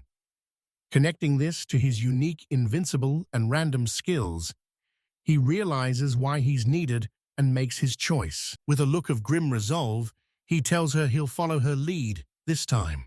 Nina reacts with wide-eyed surprise. He immediately begins strategizing, stating they must reach Furlock tonight. Nearby, he overhears soldiers celebrating a scheduled invasion for the next day, noting that the morale-boosting party will leave security thin. He relays the plan. They'll infiltrate Furlock's room once the camp falls asleep. Nina agrees, and Ragnar turns his attention to the small boar, Urin. With a smirk, he suggests they talk while his listening skill is active. After finding a secluded spot in the woods, he sits on a large tree root. He tells the small creature this place is safe and asks what it wanted to discuss. Ragnar stares down the piglet, cutting straight to the chase. He demands to know why it chose to follow Nina and what its true intentions are. Urin explains that its motive was to avenge its parents, but Ragnar points out the glaring flaw. Why work with the very people who killed them? Smirking, Ragnar assumes the piglet is just biding its time for revenge against him, but Urin immediately shouts that he's dead wrong. While it hated them for the tragedy, Urin reveals a vital secret. Its parents only attacked the village because an outside force was manipulating them. Intrigued, Ragnar prompts the creature to elaborate on exactly what it means by that. Urin describes typical boar behavior. They might lash out once or twice if provoked, but a relentless, suicidal assault like that was completely unnatural. One day, its parents began attacking, as if possessed. After failing to stop them, Uren prayed for a strong human to end their suffering. And that human was Ragnus. This confirms his suspicions. Ragnus concludes that the boars were indeed being controlled, though he can't be certain without more proof. Urine lowers its head, admitting it had prepared for its parents' deaths long ago, wishing it had the power to change their tragic fate. Finally understanding the piglet's drive, Ragnus agrees to team up and hunt down the true mastermind behind the manipulation. He then asks why it accepted Nina as its master. Uren explains that her hug provided a sense of warmth and safety it couldn't ignore. With a solemn nod, Uren closes its eyes, confirming that this newfound trust is why it chose to forgive them. Ragnus smiles, satisfied that Nina will treat the piglet well. He thanks Uren for the story and suggests they head back, but the piglet calls out for him to wait. As he turns, Uren's words devolve into simple oinks. Ragnus realizes his translation skill has timed out, and despite Uren's frustration, he can no longer understand. In a fit of annoyance, the piglet lunges forward and bites down hard on Ragnus's arm, leaving him shouting in pain and confusion. Ragnus returns to Nina with the angry piglet still clamped onto his arm. Nina is baffled, wondering if they were supposed to be becoming friends. Nina shifts focus to the mission, and Ragnus confirms that with the date finally changing, it's the perfect time to set their plan in motion. She flashes a confident smile and pulls up her hood, declaring that she's ready to move the moment he gives the word. With everything in place, Ragnus grins and officially announces the start of the Furlock support operation. They arrive at their destination, a town called Wishside. Looking down from a balcony, Ragnus notes the security at the main entrance is surprisingly lax. Their gazes fall upon a lone guard patrolling below. Ragnus insists on a non-lethal knockout, and Nina quickly agrees they must avoid a kill. Nina weighs her options for the sentry before turning to the small boar at her side, whispering to Uran to see if he can handle it. Before Uran can even answer, he launches himself through the air. Ragnus watches with a smirk, telling Nina he'll step in if the little guy misses. The tiny creature slams headfirst into the guard's helmet with a resounding metallic clang. The impact drops the guard instantly.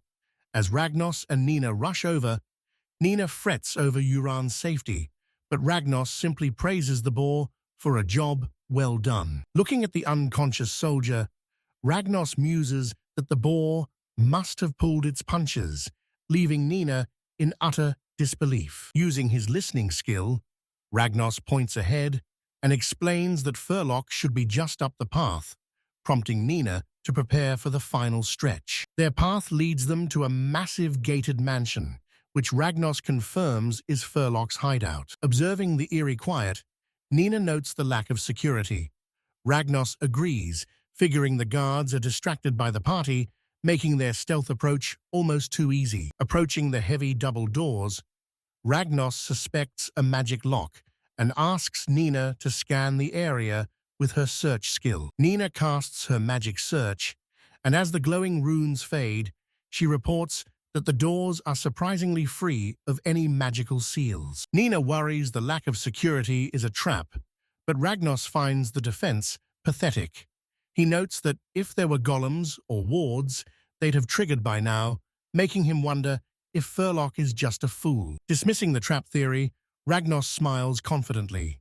He theorizes that Furlock invaded Yajin out of desperation and never expected Nina to bring the fight to his front door. Nina agrees, stepping forward to unlock the door with a soft click, and Ragnus signals for them to head inside. They step into a massive hollow foyer where the sound of their footsteps echoes through the silence of the grand staircase. After scanning the empty hall, Nina confirms they are truly alone, leading Ragnus to wonder how a man like Furlock ever became a captain. Looking up the silent stairs, Nina realizes Furlock isn't even respected by his own men, a fact Ragnus is happy to exploit. As they begin their ascent, Ragnos points out that Furlock's room is at the very end of the hall.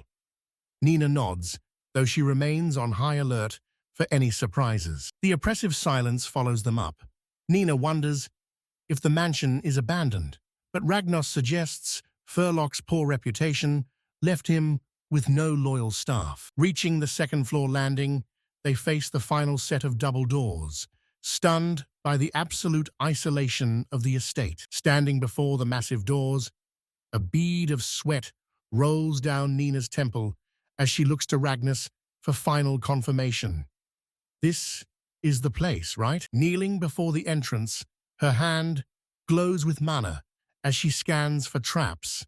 Finding no wards, she prepares her unlock spell, receiving a curt nod from Ragnos. Ragnos steps past her and heaves the heavy double doors open, revealing a dimly lit bedroom shrouded in shadows. Inside, they find their target, Furlock, sleeping soundly and completely defenseless. Ragnos stops in his tracks, stunned by the man's vibrant red hair. This observation startles Nina, who immediately realizes the implication. Furlock must carry the royal blood of the Lisbeth line. Ragnos confirms her suspicion, recalling the childhood lesson that red hair is the mark of Lisbeth royalty. He wonders why the Seven Stars captain uses the surname Alacrite instead. Their whispered conversation is cut short when Furlock's eyes suddenly snap open, filled with immediate hostility. In one fluid motion, he throws off the covers and leaps from the bed, demanding to know who dared to infiltrate his private chambers. He lands in a combat-ready stance with his weapon drawn, snarling at the intruders. Ragnos curses their misfortune as the captain's gaze locks onto them. Furlock demands their identities as he faces Ragnos and his hooded companion. Realizing the jig is up, Ragnos readies a glowing orb and activates a power known as Invincible. Blinded by the sudden burst of energy, Furlock is left reeling. Before he can recover, Ragnos lunges forward, apologizing as he tells the captain to go back to sleep. He drives a heavy fist into Furlock's solar plexus with concussive force, instantly knocking the wind out of the powerful warrior. As he catches the collapsing captain, Furlock weakly asks what Ragnos is after. Ragnos simply promises to explain everything once he wakes up. He turns to his hooded ally, Nina, instructing her to stay low and move quietly. She acknowledges the order, and they begin their escape. Making their way through the stone courtyard, Nina remarks that the capture was surprisingly easy. Ragnos, however, feels a growing sense of dread that things are going too well. His intuition is proven right when a thin projectile whistles through the air and embeds itself in his side. Nina screams out a warning, but it's too late. He falls to his knees, gasping for air as a sharp pain radiates from the wound. Nina rushes to his side, her voice filled with alarm as she calls his name. Clutching the wound, Ragnos realizes the projectile didn't hit its intended mark. Suddenly, a group of armored soldiers emerges, led by a man annoyed by his own missed shot. Looking up at the surrounding ambush, Ragnos curses his timing. The protection of his invincible ability has just worn off, leaving them both completely exposed. He glares at the officer leading the strike, a flicker of recognition crossing his face. "Cliff?" he asks. The man smiles, confirming his identity, but noting that Cliff was just an alias. The officer continued, explaining that he was the informant who sold the information about Ragnos' location in the forest. Beside Ragnos, the hooded knight asked if he knew the man, but Ragnos admitted he didn't. Ragnos then turned his attention back to his companion, recalling that her earlier words made it seem as though she had been targeting Furlock all along. She simply shrugged and asked, "What of it?" Seeing no other way out, Ragnos turned back to the officer and attempted to bargain, asking if they could leave if they handed Furlock over. The officer simply laughed, dismissing the offer as absurd. Realizing that negotiation was futile, Ragnos drew his sword. He instructed Nina to prepare her healing magic and she agreed, noting that she would have to wake Furlock up first. Without hesitation, Ragnus plunged his blade deep into the chest of the unconscious Furlock. As Furlock screamed in agony, jolted awake by the searing pain, Ragnus held him close. He apologized under his breath while shouting for Nina to use her healing magic immediately as the wounded man demanded to know what was happening. The magic took hold, and moments later, a fully healed Furlock stood on his feet. He looked around in confusion until his eyes landed on the officer. "Ryowin's son, why are you here?" he asked, bewildered. Ryowin answered directly, stating he was on a mission from a high-ranking individual to eliminate Furlock and capture the princess. A smug grin spread across his face as he remarked on his luck in hitting two birds with one stone. Furlock stared in disbelief, demanding to know why he had to die. Ryowin explained that he had volunteered to lead the Seven Stars Knights himself just to deliver a farewell gift, coldly stating that Furlock's sin was being an illegitimate child. Ryowin continued to mock him, noting that even after Furlock rose to the rank of captain through sheer talent, the nobility still looked down on him for his low-born origins. Furlock shouted back in defiance, refusing to accept a fate determined by such pathetic reasons. However, his defiance quickly faded into resignation. He muttered that his feelings were irrelevant and asked to just end it. Nearby, Ragnus watched the scene, a look of understanding dawning on his face. He stepped forward and placed a hand on Furlock's shoulder, acknowledging the captain's difficult situation. Ragnus proposed that, for now, they should join forces, though Furlock reacted with a grimace. As Furlock questioned the offer to join hands, Ragnus leaned in to clarify his intent, assuring him that they were not his enemies. Nina then stepped forward, adding that they came specifically to save him and had even brought his item box. Her words caught Furlock's attention, his expression shifting to one of genuine surprise. Standing together with Ragnus, she offered a reassuring smile and pleaded for the captain to trust them. His resolve hardened. Now armed with his weapon, Furlock stood beside them and asked for their help. Ragnus readily agreed, and the three of them formed a united front. Across from them, Ryowin scoffed at their alliance. With a wide, malicious grin, he declared that if they intended to fight together, then his side would no longer hold back. The soldiers immediately opened fire, but Furlock effortlessly deflected the volley of projectiles with his massive weapon, mocking the idea that such a weak attack could defeat him. He strained against the force of Ryowin's blade, the metal screeching under the pressure. The officer remained unfazed, a confident smirk on his face, as he dismissed Furlock's defensive capabilities. With a sudden surge of strength, Ryowin breaks the stalemate, twisting his frame to send Furlock flying through the air. The captain is thrown completely off balance, struggling to regain his footing. Before Ryowin can press his advantage, Ragnus intercepts him, his own weapon clashing against the officer's blade. He grins, reminding the bald man that he and Nina are still very much in this fight. As their blades remain locked, Nina unleashes a flanking maneuver, conjuring a thunder spear that hurtles directly toward the distracted officer. The spell connects, and Ryowin turns his attention to the pair with a look of genuine surprise. He admits he had underestimated them as mere small fry, but concedes their coordinated attack was impressive. Ragnus offers a curt thanks for the compliment. His surprise quickly morphs into a wide, unsettling grin. He declares that the fight is finally becoming interesting. Turning his gaze toward Furlock, he challenges the sword saint not to die too quickly, lest the battle become boring. In response, Furlock begins his own preparations. He brings his blade close and utters an incantation in his sword enchant form, explaining that the word means gold, as he wraps his weapon in a brilliant light. Ryowin watches with recognition, commenting on the legendary sword enchant technique. He notes with a smirk that it has been quite some time since he last witnessed Furlock use that particular skill. His sword now blazing with golden energy, Furlock levels it at his opponent.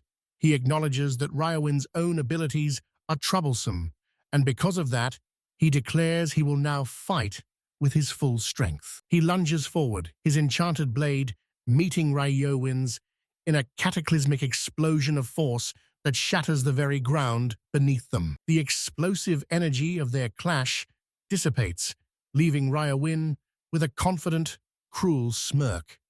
He muses that his opponent is a naive man who dislikes killing. With a subtle gesture, he manipulates unseen threads, taking control of a nearby soldier. He questions aloud if such a man could truly kill his own comrades. The controlled soldier lurches forward, his body no longer his own, as he becomes a literal puppet of war. The puppet soldier swings his sword wildly at Furlock, who can only watch in disbelief as the blade slices into him.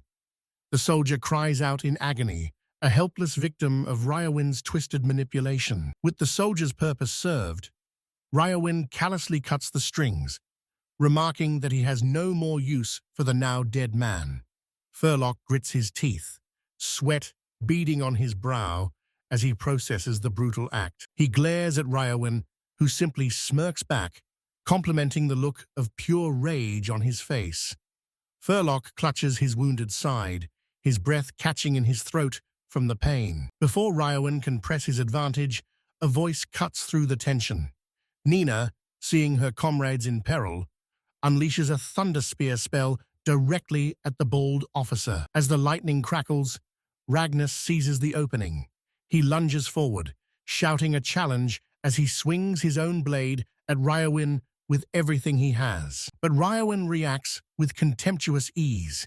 He pivots, delivering a powerful kick that sends Ragnus flying backward into a nearby wall.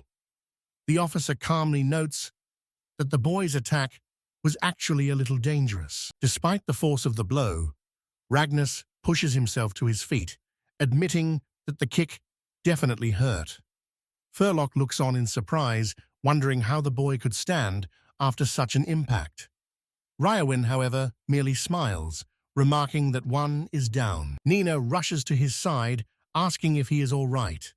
Ragnus, wiping a trickle of blood from his mouth, reassures her that he is fine, cryptically mentioning that a combination of quick growth and super healing saved him. He stands, fully healed, but Furlock's attention is drawn elsewhere. The Sword Saint points out the strange, unnatural movements of Ryowin's troops. Ryowin calmly confirms their suspicions, stating that his men are no longer acting of their own free will. Ragnus listened intently as Furlock revealed the terrifying truth. Ryowin possessed a skill called marionette. It allowed him to directly manipulate a person's brain, turning anyone whose will faltered into a mindless puppet. The Sword Saint continued, adding two more crucial pieces to the puzzle. He reminded them that sacred beasts rarely turn hostile without reason, and major guilds would never alter a quest's rank so casually. These implications left Ragnus reeling. His mind raced, connecting the dots in a horrifying sequence. He recalled Cliff's suspicious info, the A-rank quest Nina never would have accepted, and the relentless attack by Urin's parents. The truth struck him like a physical blow. He had been a pawn the entire time. This realization ignited a firestorm of rage. He spun around, his voice raw with fury as he pointed at his manipulator and roared. Furlock, startled by the outburst, urged him to stay calm, but Ragnus was beyond reason, vowing that he would never forgive them. His vow turned into action as he charged forward, tears of anger and grief streaming down his face. Ryowin remained unfazed, his expression a mask of cold superiority. He offered a piece of tactical advice. Losing oneself to emotion in a fight is the ultimate taboo. The officer's words proved true as Ragnus was left defeated on the ground. Looking down at him, Raiwan acknowledged his resilience, but made it clear it was meaningless. If he lost consciousness, the outcome remained the same. Ragnas groans, his eyes fluttering open, to find himself lying on a bed of straw, a dull ache pulsing through his entire body. He sits up, disoriented, to find a royal knight and Furlock watching over him. The knight expresses her immense relief that he's finally awake, while a dazed Ragnas asks where they've ended up. His gaze drifts toward a small herd of horses in the sheltered clearing. He wonders aloud if it was a horse that saved them, before his thoughts turn back to their pursuer, asking what happened to Raiwan. Furlock explains the sequence of events. He recounts that immediately after Ragnas lost consciousness, a large white horse appeared and swiftly knocked Raiwan out. This created the opening they desperately needed to escape. As Furlock knew, they stood no chance against the soldiers otherwise. He continues, admitting with a slight laugh that there is a vast difference in experience between himself and Raiwan. While a 3-on-1 fight might have been winnable, he decided it was too risky after Ragnas was incapacitated. Ragnas listens, embarrassed, realizing that even a captain of the 7 stars has his limits. He apologizes for holding Furlock back, but Furlock quickly dismisses the notion. He insists that isn't the case at all. Rather, he is simply astonished by the turn of events. He turns to the magnificent white horse, stroking its neck gently. Furlock reveals that this is a wild horse he inherited from Lord Dwight, an untamable creature that chose to rescue Ragnas and flee of its own volition. Ragnas is stunned by the revelation. He had assumed the horse was just a troublemaker, never imagining it was capable of such heroism. He asks for confirmation that Furlock truly received it from Dwight, and Furlock affirms that he did. He elaborates further, revealing the horse's name is Pogonoff's White. It has achieved many great feats in past battles, and was personally gifted to him by Lord Dwight to commemorate his appointment as the captain of the 7 stars. Ragnas looks at the horse with newfound respect. He remarks that its behavior makes sense now, though he sheepishly admits he still couldn't hope to ride the creature. Furlock stands beside him, smiling. Furlock approaches the stable area, gently stroking the neck of the familiar white horse. "It's been a while, Lucy," he murmurs, expressing his deep relief at seeing her again. As he reunites with the horse, the royal knight approaches. She inquires if he's familiar with the animal, then quickly pivots to a more pressing matter, their plan for the future. Now outside with Furlock, the knight suggests they head for the Akut forest. Furlock immediately dismisses the idea, reminding them that Raiwan already knows they were there, making it far too dangerous to return. Ragnas then proposes an alternative, the city of Yajin, a place where Raiwan might not be able to follow. The royal knight turns to Furlock, pointing out the complication that he is currently an enemy of the state. He calmly suggested that Furlock simply inform the guildmaster that he was no longer a threat. The proposal horrified Furlock, who recoiled at the thought of betraying his country and switching allegiances. Alat grumbled that Ragnas was being incredibly difficult, but the royal knight bluntly stated that he had no other choice in the matter. The weight of his situation finally crashed down on him as he realized he had been the one betrayed first. There was no going back to Lisbeth, especially with the captain of the 7 stars ordered to eliminate him. Defeated, he finally conceded. The royal knight chided Ragnas for being so harsh, but Ragnas stood firm, knowing Furlock wouldn't have accepted the cold truth otherwise. With the matter settled, Ragnas flashed a confident smile and declared their next move. "All right then, let's head to Yajna." The royal knight beamed, readily agreeing to the plan, while Furlock crossed his arms with a look of weary resignation and reluctantly followed along. Inside the Yajna Ventures Guild, the Guildmaster Kamar struck a dramatic pose. A look of understanding crossed their face as they realized exactly why the group had sought them out. As Kama observed them, Furlock stated his intention to speak with the king, but Ragnus interjected, reminding him that his troops were still in West Side. Kamar listened, concluding the situation was manageable. Ragnus then asked Kamar about their next steps.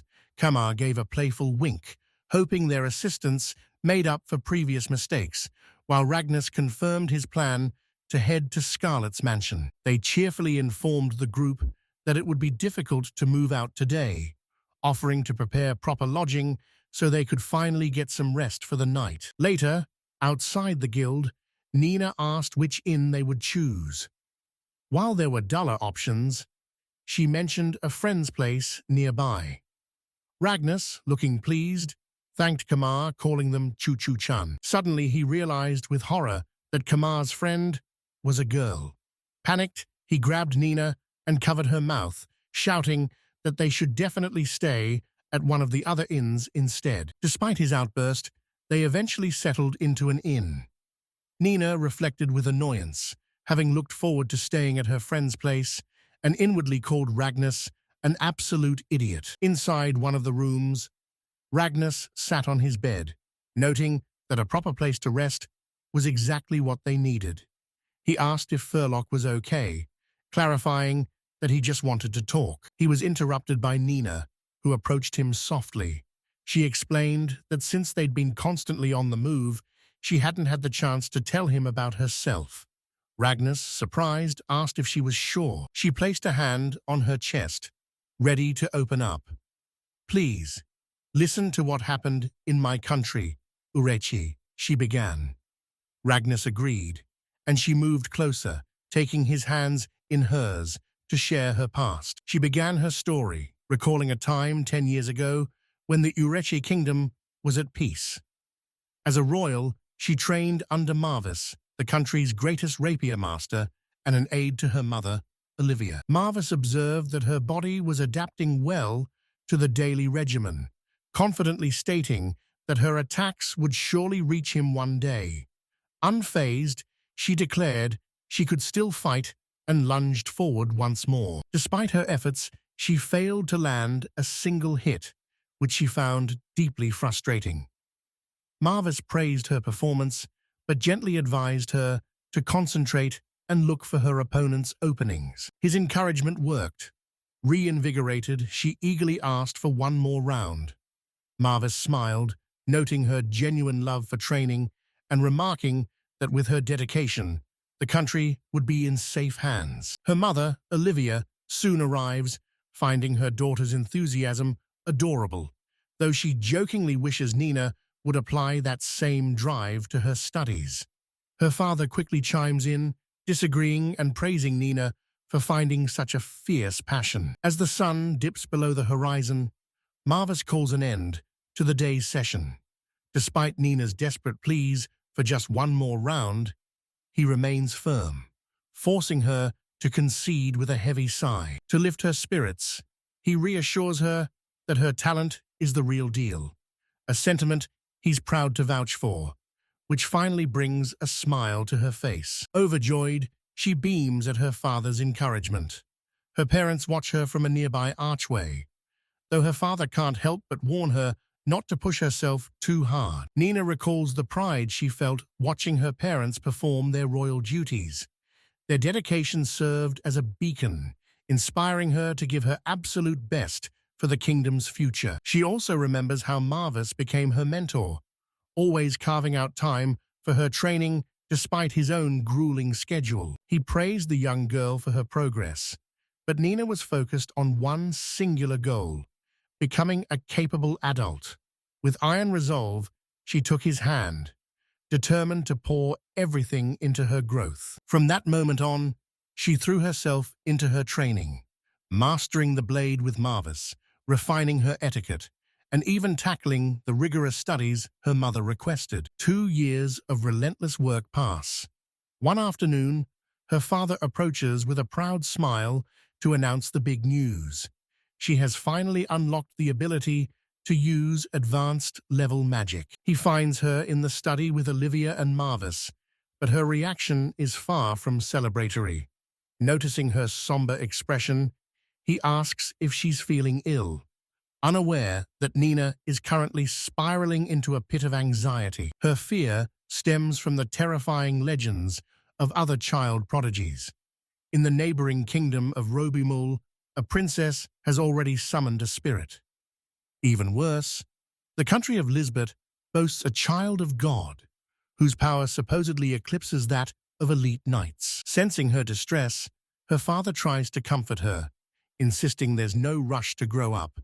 But Nina just grips her dress tightly, feeling like a failure for only reaching advanced magic, while these monsters are already reshaping the world. Suddenly, she looks up with a face flushed by sheer determination, declaring that sweet words won't satisfy her.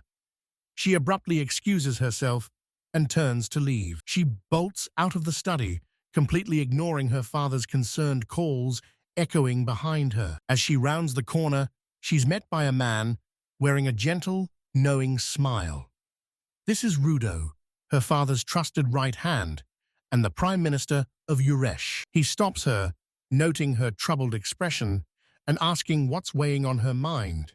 When she tries to brush it off, he kindly offers to share some rare Eastern tea and listen to her problems, to which she quietly agrees. He listens intently, nodding as he begins to understand the heavy burden weighing on the young princess's heart. He asks why she's in such a rush to surpass everyone, reminding her that her own talent is extraordinary, even when compared to the legends of other lands. Nina shifts the topic, asking if he's heard the rumors about Robimul. She's heard they're losing a war against Lisbeth, and she fears that if Robimul falls, their own kingdom will be the next target on the map. Suddenly, her grim demeanor breaks into a laugh. With a surge of youthful bravado, she declares that if the kingdom is threatened, she will be the one to save the people. She quickly apologizes, though, realizing how dramatic she sounds. He offered a warm smile, acknowledging her resolve and reassuring her that Lisbeth was a friendly nation, as their king and her mother were lifelong friends. He explained that King Roan had maintained peace since his coronation, and even if war were to break out, there was no way an 8-year-old girl would be sent to the front lines. He gently advised her to be patient, reminding her that rushing headlong into things often leads to even greater delays. When she confessed to saying something cruel to her father, the ever-gentle Ruto assured her that a sincere apology would earn his forgiveness. His words struck a chord as he reminded her that he had looked after her since the day she was born, viewing her as his own precious daughter. Overwhelmed with emotion, she wept as he comforted her, calling the entire kingdom a family, unaware that the threat of Lisbeth was drawing closer than they ever imagined. 2 months after Nina mastered advanced magic, a soldier in full armor bursts into the grand hall, his heavy breathing echoing through the chamber as he prepares his report. Standing before Ruto, the trembling soldier confirms the grave news.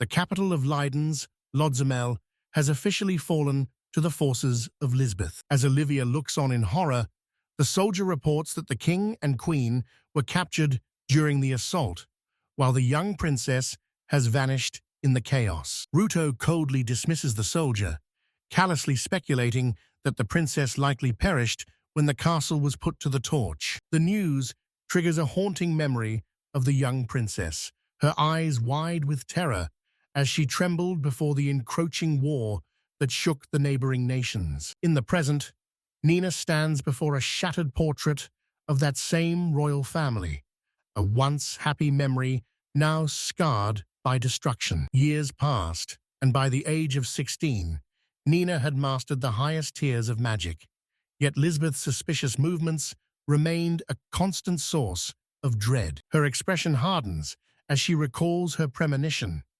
a certainty that Lisbeth's hunger for conquest would eventually reach their own borders. Driven by this fear, she stands before the library doors with her maid, determined to find a power strong enough to protect those she holds dear. She pulls a dusty, ancient tome from the shelf and recognizes it immediately, a book of forbidden magic far more potent than any spell she currently commands. She reads that the magic was banned not just for its immense power, but for its lethal side effects, which could cost the user their very life. Despite the risks, she steels her resolve, vowing to master this forbidden art to give her kingdom the advantage it needs to survive. Her fears were realized shortly after, as the kingdom of Lisbeth launched its full-scale invasion of Uresh. In the royal chamber, Ruto delivers a grim report to King Julius. Lisbeth's assault is fierce, and the city of San Amizio has already been seized. He warned the king that Sant'Amigio would fall within days, prompting Ruto to suggest deploying the magic squad, a proposal that visibly shook the monarch. Nina stepped forward, addressing her father with formal gravity. Though he claimed the magic squad was their final defense, she countered with a plan to lead a small strike force while the main unit guarded the capital. Her father's rejection was absolute and pained. He refused to let his daughter march toward the front lines, leaving Nina paralyzed with shock. Ruto intervened, reminding King Julius that Nina was their greatest mage and more than a match for the Lisbeth army. He then challenged him directly. "Do you not trust your own daughter?" Nina pleaded with her father, vowing to fight for their nation. The king looked away, his face etched with worry, clarifying that his fear had nothing to do with her skill. Ultimately, he relented. Sensing his silent consent, Nina turned to leave, confidently assuring everyone that she would return victorious. She shared a moment of grim resolve with the Prime Minister, promising that she'd been training for this moment and intended to stay alive. With a firm command, she declared there was no time to lose. She would handpick her unit and depart for Sant'Amizia immediately. Upon arriving at Sant'Amizia, the squad paused at the gates, struck by the eerie silence of what was supposed to be a war zone. As they moved through the city, the stillness became suffocating. One soldier noted it felt like a ghost town, and Nina realized there wasn't a single trace of battle. Sensing something was wrong, she ordered her troops to split into pairs and sweep every building for survivors. The soldiers dispersed into the deserted alleys and empty homes, but they found absolutely nothing, not even a shadow of a struggle. After a thorough search, the squad regrouped with a bleak report. The city was entirely abandoned. Nina's expression hardened as the grim reality set in. Suddenly, a soldier pointed toward the horizon. Nina's heart sank as she realized the reports about Sant'Amicia being the front line were nothing but a fabrication. Terror gripped her as she saw smoke rising from the direction of the royal capital. It was a trap to lure the defenders away, and she cursed her own blindness before ordering a desperate retreat. Spurring their horses into a frantic gallop, the squad raced back, with Nina's mind consumed by the safety of her parents and her people. She surged ahead of the group, ignoring the frantic cries of her subordinates who begged her not to ride into the danger alone. Her mind raced with confusion. They hadn't seen a single Lisbeth soldier on the road to Sant'Amicia. How could an entire army have bypassed them? As she crested the final ridge, the horrifying truth was laid bare. The royal capital was already engulfed in a sea of flames. Panic seized her as she struggled to comprehend the enemy's strategy. What secret route could they have possibly used to strike the heart of the kingdom? Her gaze remained fixed on the heart of the inferno. The palace was engulfed in flames, and her thoughts immediately turned to her father and mother. She sprinted through the palace grounds, fueled by a desperate prayer that she would make it in time and find everyone safe. But the scene inside was one of utter devastation. The invaders had slaughtered the magic squad, and even the defenseless maids without a second thought. The sheer cruelty of the act struck her to the core. As she trembled with rage and grief, a familiar voice called out, expressing relief that she was all right. Spinning around, she felt a wave of relief at the sight of Ruto, but that vanished when she noticed his strange, unrecognized uniform. His icy response shattered her hope. He asked who this Ruto was and introduced himself as Rubald Rayforth, captain of the Lisbeth 7-Star Squad. Nina could only stare, paralyzed by bewilderment. She watched in horror as the man wearing Ruto's face calmly recounted his treachery, confessing that he was the one who sabotaged the capital's defenses to ensure its swift fall. The weight of his confession crushed her. With a trembling voice, she asked if it was true, if he had really betrayed them and led the Lisbeth army right to their home. He corrected her with a condescending smile, explaining that it wasn't a betrayal because he had been a spy for Lisbeth from the very beginning. As memories of laughter and shared moments with the man she knew as Ruto flashed through her mind, his voice cut through the haze, declaring that their game of house was over. His cold dismissal broke her. "Stop joking around," she screamed, her face a mask of anguish, while he merely watched her break down with a mocking, feigned gasp. Refusing to accept this nightmarish reality, she channeled her rage into power, her hands glowing as she invoked a magic boost to strike back. With a furious cry, she lunged forward, unleashing a crackling spear of pure lightning directly at the traitor. The thunder spear dissipated into nothingness with a casual flick of his wrist. Looking down on her through a glowing sigil, he remarked coolly that she still lacked experience. Before she could process her failure, dark, ribbon-like tendrils erupted from the shadows as he announced his intention to silence her for a while. The shadows coiled around her instantly, pinning her arms and rendering her helpless. He leaned in close, whispering into her ear and mocking her for thinking she was ever his match. She listened in horror as Rubald spoke of her parents, Julius and Olivia, cruelly describing the look of despair on their faces when they realized they had been betrayed. A sadistic smile spread across his face as he confessed how much he enjoyed watching them be trampled, even adding a chilling, vile remark about Queen Olivia's beauty. His disgusting words finally broke her.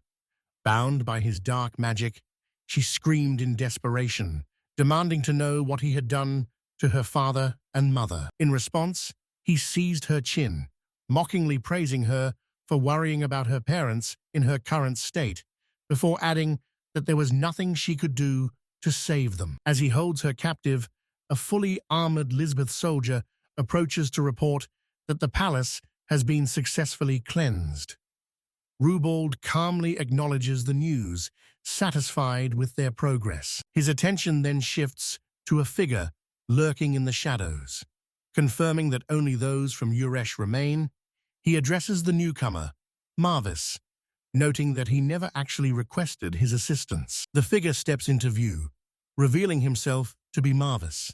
Seeing him allied with Rubald, a fresh wave of despair washes over Nina as she realizes her trusted companion has also betrayed her. He watches her with detached indifference, a faint, mocking smile playing on his lips. Marvis remarks that this tedious era is finally ending, a period of service he found utterly unbearable. The weight of this double betrayal is too much to handle. Tears stream down Nina's face as she weakly pleads for them to stop, her voice cracking as she desperately insists this must all be a lie. They ignore her cries. Marvis tells her to stay quiet for her own sake, while Rubald delivers a chilling revelation. She is to be an offering for Lord Ron. When she asks why, Marvis coldly shuts her down. Bound and helpless, Nina watches as Rubald orders the final preparations. With a cruel, condescending smirk, he tells her he's in a generous mood, holding up a glowing orb containing her parents for a final goodbye. Rubald Rayforth gazes down at the captive princess, remarking on how pathetic she looks in her chains. He mockingly offers her a few moments to say her final farewells to the king and queen. Her face flushes with humiliation when she notices one of her own maids standing among the enemy ranks, a silent, treacherous witness to her absolute defeat. A woman in Elizabeth officer's uniform steps forward, introducing herself with a confident smirk as Almonica Planche, captain of the 3rd Division of the Lisbeth 7 Stars. In the grim aftermath of the coup, Nina lies beside her father, King Julius. He manages to gasp out that Rubald was the traitor who led the enemy here, revealing that the palace was crawling with spies. A desperate memory surges through her mind, a vision of herself struggling against her restraints, screaming for her mother and father to stay alive as their world crumbled. Snap back to the brutal present, Nina leans over her father, her voice choked with emotion as she apologizes for their downfall. He weakly calls out her name, his life force fading. He asks for her forgiveness, lamenting that they've forced her to walk such a thorny and painful path. Through her tears, Nina begs him to stop, insisting that none of this is his fault. With his final ounce of strength, the king tells her he is passing a sacred crystal to her. His final command is a desperate plea. She must protect the royal bloodline of Uresh at all costs. She accepts the burden without a moment's hesitation, her voice trembling as she promises her father that she will fulfill his dying wish. As Nina weeps, her mother, Queen Lelacy, calls out to her from nearby. Despite her own mortal wounds, the queen offers a pained smile, telling her daughter that she has one last request. She recalls a promise made long ago, asking King Julius if he remembers his vow to build a kingdom where every citizen could live in happiness. Her voice, now a mere whisper, tells Nina that she always believed her daughter would be the one to finally create that world, a country filled with genuine smiles. With her husband dying beside her, the queen offers a final loving smile, assuring Nina that she is their pride and joy, and that they will be watching over her from the beyond. Her words carry the weight of a final farewell, and Nina cries out in protest, swearing to fulfill their promise as their daughter. Her plea is silenced when Rubald Rayforth grinds his boot into King Julius's head, mocking the cruelty of giving false hope to a dying man. Enraged, Nina thrashes against her restraints and screams for him to stop, but Rubald merely clicks his tongue in annoyance. Before she can utter another word, Almonica Planche strikes her hard across the face, coldly demanding that the girl shut her mouth. The officer casually wonders if she hit her too hard, as Nina gasps for air, stunned by the blow, while Almonica signals the soldiers. Rubald pronounces the sentence, King Julius and Queen Olivia are to be executed, and the king's final words are a tearful apology to his daughter before the sword falls. A silent, guttural scream escapes Nina's lips as she stares in horror at the lifeless bodies of her parents, their blood staining the earth. She is forced to watch as her mother gazes at the fallen king one last time, declaring her pride in their union before the officer marks her as the next to die. Facing her end, the queen turns to her daughter with a heartbreaking smile, whispering that she will love her precious Nina forever. With those final words, the executioner's blade descends, ending the queen's life in a swift and brutal strike. The sight leaves Nina shattered, tears streaming down her face as she whispers a single, broken question. Why? As Rubald celebrates his victory, the weight of the tragedy crashes down. Her parents, her servants, and her soldiers all are gone. The betrayal cuts even deeper as she realizes the castle was crawling with traitors, including Marvis and Ruto, who helped burn the capital. This devastating realization poisons her soul. She has no allies left, and every person standing before her is now a mortal enemy. A freezing resolve replaces her despair, and in the name of Uresh, she commands the world to be devoured by the power of Blue Nova. A torrent of dark energy erupts from her, catching the Lisbeth officers off guard as Rubald watches the ominous manifestation in pure alarm. Before anyone can react, the shadowy power lashes out, consuming the soldiers as their bodies begin to melt into the swirling vortex. Standing at the heart of the destruction, Nina radiates forbidden magic, while Rubold stares in shock, recognizing the terrifying nature of the spell. His fear is justified, for Blue Nova is a flame that devours all life, a relentless power that won't stop until everything is consumed. As his men dissolve into nothingness, Rubold can only stare in horror, wondering when she could have possibly mastered such a forbidden art. His shock quickly curdles into a twisted, smug confidence. Dismissing her as a mere girl, swayed by emotion, he's convinced he can just recapture her heart to bring her back under his thumb. In that moment, Olivia collapses before the destructive torrent. With tears streaming down her face, she begs for mercy, desperately citing her years of service and appealing to the kindness Nina once possessed. Nina looks down, a single tear escaping her eye, but her gaze remains cold and unforgiving. She scoffs at Olivia's pleas, questioning how she could speak of kindness after she and the others erased every ounce of it with their betrayal. Before Olivia can utter another word, a lash of dark energy strikes her, sending a scream of pure agony echoing through the air. Nina's face remains a blank canvas, her eyes utterly devoid of emotion as she watches her former maids suffer in the chaos. The wave of destruction continues to expand, finally reaching Rubold. Surrounded by the screams of his dissolving soldiers, his face becomes a mask of pure terror as the weight of forbidden magic finally crashes down on him. His arrogance is completely shattered, replaced by a primal, desperate fear. He stammers out a pathetic apology, raising his hands in a futile plea for salvation. Amidst the swirling flames of her forbidden magic, Nina stands with a chillingly calm expression. She states that it's unfortunate, but she is powerless to stop the spell, and more importantly, she has no desire to. The dark energy coalesces around her, spinning into a destructive vortex that obliterates everything in its path. She looks toward the sky, a flicker of surprise crossing her face as she observes the totality of the devastation. She murmurs that it's finally over, the outcome far exceeding her expectations. But that brief moment of clarity shatters.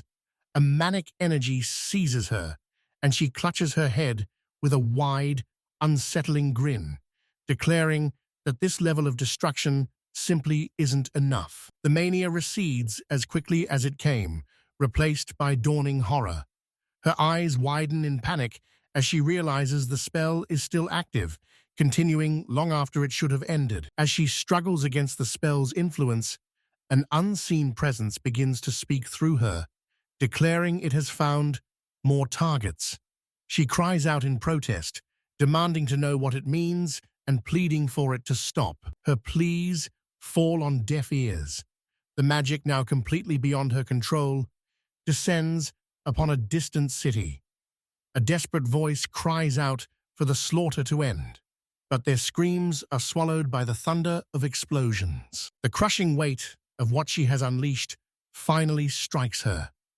She can only stare at the horizon in silent, abject terror. Sometime later, she sits numbly amidst the smoldering ruins. A dark, insidious voice, one that is certainly not her own, whispers in her mind, confessing how much it enjoyed the carnage. She closes her eyes as the voice reveals the price for this power. It will take what is most precious to her. Resigned to her fate, she accepts the terms, knowing the decision was made the moment she cast the spell. Kneeling amidst the ruins of her home, she bows her head in despair. She whispers an apology to her departed parents, promising that she will be joining them soon. But the disembodied voice echoes in the darkness once more, declaring it has received its payment, her most precious thing, a part of her name. The words make no sense until she looks up at a spectral display identifying her as Nina Uresh. The name feels foreign, sparking a flicker of confusion in her shattered mind. This confusion triggers a fleeting memory of peaceful days. She sees her father's face beam with pride as he tells her he's chosen her name, while her mother explains its true meaning in the ancient tongue. Liberation. But the memory shatters as the cruel truth crashes down. Nina was merely a nickname, and her real name is something else entirely. Her face contorts in pure anguish, tears streaming down her cheeks as she cries out, wishing the spell had taken her life rather than leaving her to suffer in this heartless world. The weight of her loss is absolute. Her parents gave her a name filled with love, and now even that is gone, lost forever, along with everything else she held dear. Later, in a quiet room, Ragnas and Nina sit together on a bed, a rare moment of calm settling between them as they share a silent, knowing understanding. Nina begins to recount her past, explaining how momentary anger and grief drove her to madness, causing her to lose even her parents' remains, leaving her with nothing but a single skill crystal. As she speaks, Ragnas processes a shocking revelation. The fall of Uresh and the burning of the royal capital were all her doing. Her expression softens as she explains that after that tragedy, she fled in search of a reason to live, eventually concluding that revenge was not the path forward. Her eyes shine with newfound resolve as she explains the duty her parents entrusted to her, to build a nation where everyone can live with a smile. Moved by her conviction, Ragnas looks at her with genuine admiration, declaring that her strength has ignited his own purpose to change this painful world. A heavy silence follows as Ragnas admits he feels terrible for how he treated her, confessing that his lack of trust led him to make her a slave. However, he clarifies that he still believes it was the only choice he could have made then, prompting Nina to ask why he's even listening to her story now. She answers her own question with a heartfelt smile,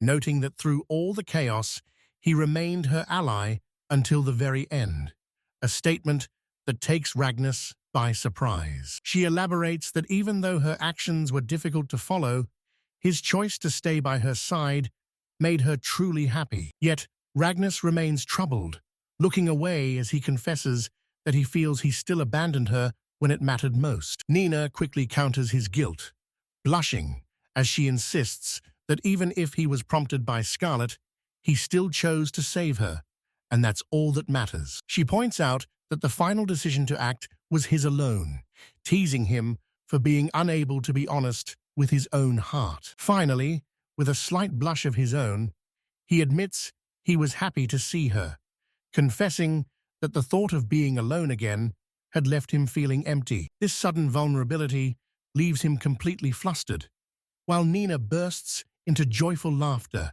playfully calling him insensitive for not understanding her feelings sooner. But the laughter soon fades as she grows serious, reaching for the collar around his neck and telling Ragnas that he doesn't need those chains anymore. Nina placed her hand against the metal, a soft glow radiating from her touch. With a voice of authority, she declared, "I, Nina, release you from my command. Be free." Ragnas could only stare in disbelief. He felt the heavy weight vanish from his neck, his hand reaching up to touch his bare skin. Looking at her with confusion, he pointed out that since he was no longer bound, he was free to walk away whenever he pleased. Her response was simple and unwavering. With a radiant, confident smile, she stated that she trusted him, affirming her deep desire for them to remain side by side. This completely disarmed him, a crimson blush spreading across his face. He muttered that she played unfair, but ultimately agreed to stay. Seeing the late hour, he suggested they rest before returning to the mansion tomorrow. The group soon arrives before a massive, foreboding mansion, looming over a dark lake where a swarm of bats takes flight. His horse, Lucy, is clearly suffering, and he desperately urges her to hold on just a little longer. As they reach the water's edge, a young girl in a frilly dark dress descends from the sky. Cliff notes that they've returned to a heavy, unsettling atmosphere. The girl, known as Scarlet, lands gracefully with a look of concern. She can sense that something terrible has already unfolded. Cliff addresses her immediately, apologizing for the sudden visit and explaining that Lucy has fallen mysteriously ill. Scarlet offers to inspect the animal. Suddenly, a swarm of bats materializes around her, following her command to lift and support the ailing horse. She kneels to examine Lucy's leg, her expression darkening. Ragnas watches her every move, anxiously asking if she has the power to heal her. After a thorough inspection, she concludes that the horse isn't just sick, she's suffering from something far more malicious. When Ragnas asks if it's a disease, she firmly denies it. With her initial diagnosis complete, she invites the group inside. She assures them that her kin will look after Lucy while she explains the situation in detail within the mansion walls. She turns to lead the way, her small fangs catching the light as she beckons them to follow. Ragnas agrees, grateful that her people are looking after his loyal companion. Leading them up a grand staircase, she reveals she is already aware of the situation regarding Furlocks. She tells them to listen closely as she explains the nature of the curse afflicting Lucy. She elaborates on the horse's condition, explaining that the animal has been struck by an exceptionally powerful and troublesome curse. The revelation sends a wave of shock through the group. Nina's eyes widen in horror, her mind barely able to process the word curse. Ragnas begins to panic, frantically asking the young vampire what can be done, but Scarlet simply turns her back and tells him to keep his composure. She offers a small measure of comfort, explaining that while the horse is weakening, her life isn't in immediate danger. However, she stresses that they must act quickly. He asks if her magic can break the spell, but she bluntly admits she cannot. If it were possible, she would have done it already. The curse is simply too potent for even her to shatter. As she ponders the dilemma, Nina asks if there's any plan at all. The vampire replies that they aren't entirely without clues, prompting Nina to wonder who could possibly be strong enough to break such a hex. Hearing this, Cliff interjects, suggesting that Ragnas's rainbow-colored skill might be the key, though Ragnas admits he has yet to master it. The young vampire confirms his theory, explaining that the skill is indeed the answer, capable of instantly healing any injury, curse, or ailment. She identifies the skill as Elixir, named after the legendary potion, and reveals it is sealed within the Jimadala skill crystal. The name Jimadala sparks Cliff's memory, linking it to the Windcliff city of Rondad, a place Nina claims was destroyed 150 years ago. Their destination is set for Rondad, the former heart of the Jimadala kingdom, where the descendants of the royal family are said to reside. Processing the news, Ragnas declares they must move immediately, and Nina wasted no time insisting that she will be coming along. Ragnas agrees they need to leave, but before they can set off, Furlock announces he's joining them as well, refusing to sit idle. However, Ragnas turns to Nina with a stern command. She is staying behind. The sudden order leaves her stunned and searching for answers. As Nina stands frozen in disbelief, Scarlet appears behind her, wrapping her arms around the girl in a comforting embrace. Still held by Scarlet, Nina looks toward Ragnas and Furlock, asking if what they're saying is truly the right path. Scarlet assures her it's no lie and that she must stay, adding that the final outcome will depend entirely on Nina's own efforts. Seeing her crestfallen expression, Ragnas steps closer, gently asking her what's wrong. He gives her a knowing look, suggesting it is better for her to stay behind since the situation is tied to her own mysterious past. His words strike a chord. Nina's eyes widen, and a blush spreads across her face as a silent understanding dawns on her. She apologizes for her earlier outburst, while Furlock whispers to Ragnas questioning the choice to leave such a useful mage behind. With a gentle smile, Ragnos explains he wants her to be free to do as she pleases, regardless of the risks he might face. This quiet moment is interrupted when Nina suddenly throws her arms around Ragnos, burying her face in his chest as Furlock watches. Caught off guard, Ragnos awkwardly returns the embrace and pats her head, quietly telling her not to push herself too hard. Nina looks up with a radiant smile, promising they will both do their best, while Scarlet watches the display in total shock. The vampire girl becomes increasingly flustered by the sweet scene, prompting an embarrassed Furlock to shout at her to pipe down. After the commotion dies down, they part ways.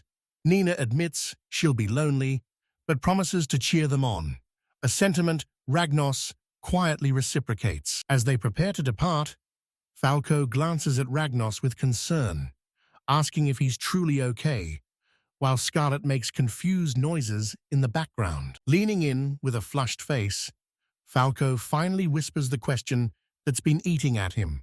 Are Ragnos and Nina actually lovers? The blunt question shatters Ragnos's stoic mask. A deep crimson flush spreads across his face as he stammers out a frantic denial, shouting that Falco has it all wrong. Falco stares in disbelief, his voice strained. He can't believe Ragnos is still planning to leave after Nina's heart-wrenching emotional display. He presses the issue, insisting Nina still needs their help. But Ragnos knows that while he wants to stay, Lucy's deteriorating health must be their top priority. He calmly explains that Lucy comes first, confident that Nina will be safe since the vampire, Scarlet, will undoubtedly step in if trouble arises. Falco reluctantly accepts the logic. Their debate is cut short by Scarlet, who appears suddenly to demand why they're still gossiping. She orders them to leave Nina to her and head for Rondat immediately. Spurred on by the interruption, Ragnos and Falco turn to leave, waving a final goodbye and wishing Nina luck with her own responsibilities. She responds with a radiant, reassuring smile, waving back, and wishing the two of them a safe and successful journey. With their final farewells exchanged, the two men begin their trek, their figures slowly receding into the distance. Elsewhere, the scene shifts to a grand, circular stage where a lone dancer performs under the spotlight, her fluid movements captivating the room. It is the dance of heavenly temptation. Her performance holds the entire audience in a trance. Men and women alike gaze up at her, utterly mesmerized, whispering the name of the star, Luriel. Every nuance of her dance is enchanting, from the graceful line of her leg and the delicate touch of her finger to her lips, to the hypnotic swirl of her hair and ribbons. She gazes out at the sea of captivated faces, yet a familiar despair settles in her heart. Despite the applause, today was another failure. Her expression tightens with anguish, sorrow welling in her eyes as a desperate question echoes in her mind. Why can't she finally find what she's looking for? Several days after parting with Nina, Ragnos and Falco approach the town of Londrat when panicked cries ring out. A monstrous wolf has cornered two catfolk who are screaming for their lives. In an instant, both warriors spring into action. Falco invokes his sword enchant gold, while Ragnos unleashes his peerless under heaven technique, their blades becoming a blur of lethal motion. With the threat neutralized, Ragnos rushes to the side of one of the fallen catfolk, urgently checking to see if they've sustained any injuries. The creature expresses immense relief at being saved, while its companion remarks that for a human, Ragnos fought impressively. Falco wipes sweat from his brow, noting they'll need to report the incident to the guild. At the mere mention of the guild, both catfolk immediately drop to the ground in a deep bow. One desperately pleads for them not to file a report, while the other admits they have no pride left when it comes to apologizing to a human. As they remain prostrate, Ragnos turns to Furlock to ask how they should handle the situation. With a disarming smile, Furlock announces that he has graciously accepted their apology, easing the catfolk's fears. Ragnas asks what brought the pair to this area, and the larger cat explains they are here on business. She introduces herself as Mile and her child as Chow, both from the Keen Merchant Company. Furlock suggests they travel to town together, and as they walk with Chow perched on his shoulder, Ragnas marvels at how such defenseless creatures survived the journey. As a token of her gratitude, Mile hands Ragnas a letter of introduction to the famous Rondat Guild. Ragnas accepts the letter with a look of surprise, realizing he has never even heard of the Rondat Guild before. Upon reaching the town entrance, Mile thanks them once more and insists they visit her merchant company if they ever need help. After the cats depart, Ragnas examines the letter and notices the name Gia Keenhead, a name Furlock finds strange as he doesn't recognize a country by that name on the Althea continent. Ragnas notes that the continent is split between the nations of Lysent and Keenhead, wondering if their centuries of warfare have obscured the truth. Furlock finds it unlikely that the royal family is tied to a merchant company and suggests they focus on their immediate tasks, turning in the monster and visiting the guild headquarters. Inside the Rondat Guild, the receptionist greets Ragnas with an impressed smile. She finds it incredible that an E-rank adventurer managed to subjugate a B-rank monster, but Ragnas simply offers a humble word of thanks. With a cheerful flourish, she presents him with a generous payment for the monster materials he brought in. Before leaving, Ragnas asks where he can research the town's history, and the receptionist offers to draw him a map to the library and some local taverns. She hands the sketches to Ragnas and Furlock, who has finally joined him at the counter. Once outside, they examine the map, while Ragnas reminds Furlock that using his real name in public would be a dangerous mistake. Furlock agrees, putting an arm around Ragnas's shoulder as they comment on how helpful the guild staff was. Furlock proposes a plan. He'll gather intel at the taverns while Ragnas investigates the library. To maintain a low profile, Furlock adopts the alias Keys and reminds Ragnas to use his own alias Rocks before they part ways. Later at a tavern, Ragnas sighs in frustration, admitting that his search for information has yielded nothing. Furlock listens intently, observing that it feels like the town's history is being suppressed, a theory confirmed by a man at their table who claims all records from the Julimdale era have been erased. Ragnas takes a sip of his drink, noting that the only gossip in the tavern is about a mysterious petrification disease. Worried that their investigation is stalling, he tells Furlock he's considering taking on a monster subjugation request to earn some extra gold in the meantime. Furlock smiles, revealing he had the same idea as he didn't want to rely solely on Ragnas for funds. They agree to take on a request together, but as they stand to leave, a sudden commotion from the street catches Furlock's attention. A vibrant parade moves through the streets, centered around a young dancer named Luriel. She waves enthusiastically to the cheering crowd, telling everyone to look forward to her troupe's performance later that evening. From a second-story window, Ragnas and Furlock watch the spectacle unfold. Below, the crowd chants Luriel's name, while Ragnas simply notes the scale of the celebration taking place. Suddenly, Mile appears on Ragnas's shoulder to explain that Luriel is the heavenly dancer and the star of the famous Rondat troupe. Hearing the name reminds Ragnas that he was actually given a ticket to their upcoming show. Ragnas briefly considers attending, but he is interrupted by a desperate-looking bald man. Meanwhile, Furlock expresses his distaste for flashy stage shows and tells Ragnas to go and enjoy the performance on his own. The man explains that he couldn't get a ticket before they sold out and nervously asks if Ragnas would be willing to sell him his spare one. After parting with the ticket, Ragnar decides to head back to the inn to rest before the next day's work.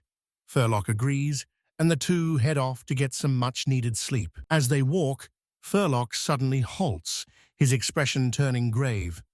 He points out the skill crystal earring Luriel wears, confessing his suspicion that something about her is dangerously off, leaving Ragnar stunned. Ragnar listens as Furlock explains his theory. The royal descendants must know the truth.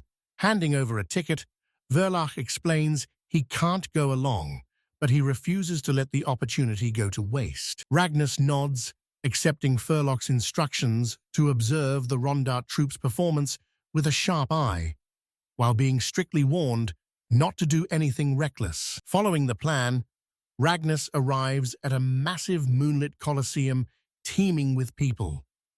Looking at the bustling crowd, he wonders if he's actually in the right place for the show. He drifts along with the sea of spectators, genuinely impressed by the sheer scale of the audience that has gathered to witness the event. Suddenly, the arena erupts into a deafening roar as fans scream for Luriel-chan. The sheer intensity of the passionate crowd causes Ragnar to flinch in surprise. Under the bright stage lights, Luriel appears with a gentle smile.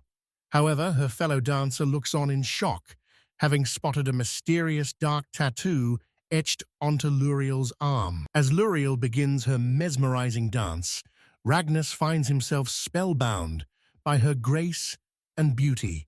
Yet despite the skill on display, a creeping sense of unease begins to take hold of him. From the stage, Luriel's gaze sweeps across the crowd, her smile hiding a secret meaning. Below, Ragnar stands frozen, his mind completely fixated on her presence. Suddenly, a memory of his exile resurfaces, a banquet at the Rodmore Castle. While waiting in a room, a maid tells him to stay put, but Ragnar finds himself restless after losing his handkerchief. His thoughts are cut short when he spots a young girl falling from a nearby ledge. Without a second thought, he leaps out the window to save her, leaving the girl stunned by his bravery. This was their very first meeting. Gently taking her hand, he warns her not to be so reckless again. A bittersweet moment she responds to with a flustered thank you. The memory shifts to the banquet hall, where Ragnar apologizes to King Lydens for the commotion. While the king is kind, Ragnar's father, Polganov, remains stern, even as King Julius of Uresh jokes about old times. As the kings talk, Julius teases Ragnar for his country manners, while the other guests whisper about his lack of refinement. Feeling out of place, Ragnar is approached by the girl from the garden, who asks if he's okay. His face brightens as he assures her he's fine. He introduces himself as Ragnar White and asks for her name. Blushing, she introduces herself as Erusia and asks for his friendship. Her father, King Lydens, watches with a warm smile, noting how rare it is for his shy daughter to take the initiative, much to Erusia's embarrassment. The king suggests they become close friends, a proposal that delights both fathers. Ragnar formally asks the princess to accept his friendship, and with a joyful shout, she agrees. Their bond grew quickly from that day on, becoming a precious childhood memory in Fawnland. However, that innocent connection was eventually shattered by the onset of war between their nations. The peaceful memory fades into a scene of chaos. A desperate Ragnar begs his father to stop the invasion of Rondat, arguing that their betrayal is wrong, but his father simply walks away. He pleaded with his father to halt the military strike, but the man didn't even look back. He coldly stated that this war was ordered by the Kingdom of Lisbeth, and it wasn't a place for a child to interfere. Ragnar pleaded that the neighboring country was an ally to both him and his father, but his father's expression turned ice-cold. He revealed that Princess Ararusia and King Ledens were already gone, declaring the war nearly over before ordering Ragnas to his room. The crushing news shattered the young boy's spirit as he screamed in anguish, wondering what it even meant to be a child of God if he couldn't save a single friend. Suddenly, the memory faded as he gasped, snapping back to the present, while an announcer declared the day's performance over. Shaking off the vision in the crowded theater, Ragnas realized a simple blink had been enough to reset his mind, though a man nearby noted his sudden distress. Ignoring the stranger, Ragnas locked eyes with the dancer on stage, who gave him a knowing smile. Suspicious, he decided to retreat and regroup with Furlock at the inn. Back at the inn, Furlock Alicrit sat across from Ragnas, observing that while the boy had been hit with a status abnormality, the rest of the audience remained unharmed. Furlock expressed relief that Ragnas hadn't been forced to use his last stand ability and had made it back in one piece. Ragnas looked down in frustration, admitting he had fallen for the enemy's trap without gaining a single clue. Furlock offered a comforting gesture, reassuring him that his safety was the priority, and suggesting that while the situation was suspicious, they could handle it if things didn't turn hostile. Ragnas remained focused on the girl from the theater, sensing a lingering malice despite her lack of overt action.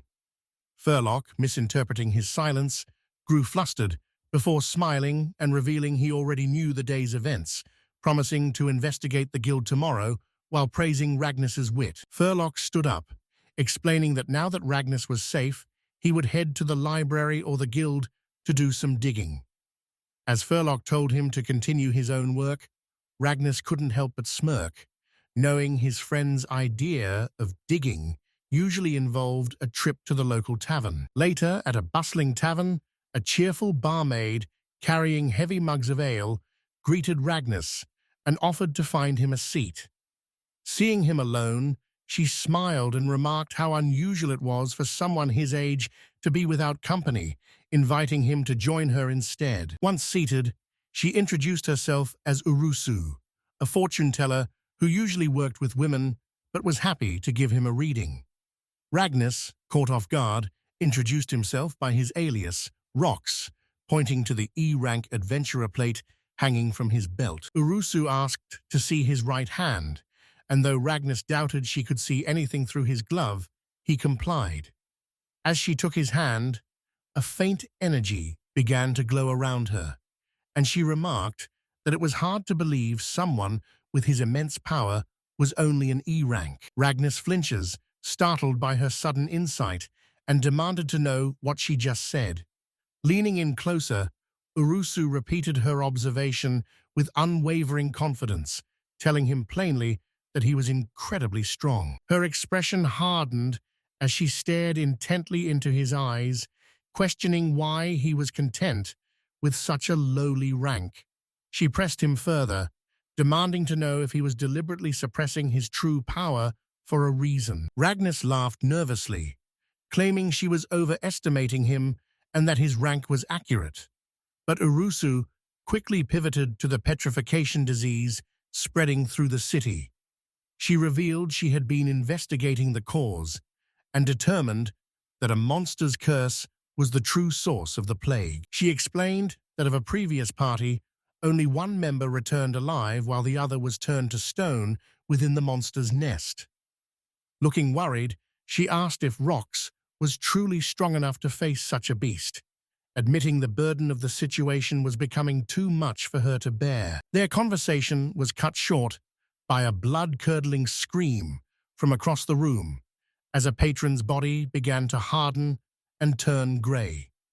Panic instantly erupted as the crowd shouted about the petrification disease, scrambling to flee while knocking over furniture in their desperation to escape. Ragnas watched the chaos unfold with grim focus, while Urusu remarked that while her burden was calmer, seeing this must be difficult for him.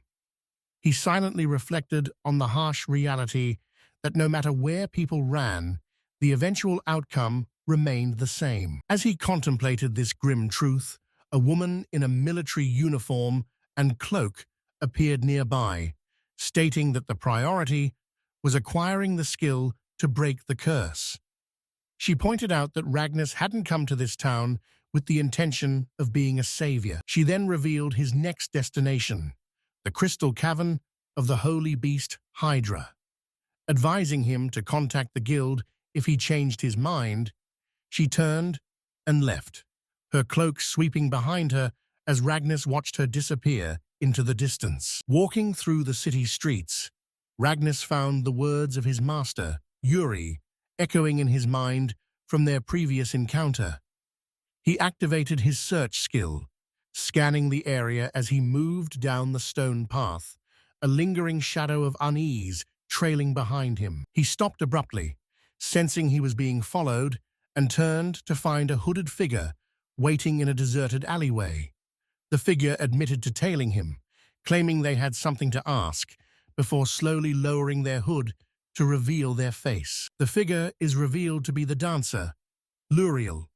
She demands that Ragnus, the only man to ever resist her charms, listen to her request. Ragnus recognizes her, but remains wary, questioning why she's suddenly approaching him.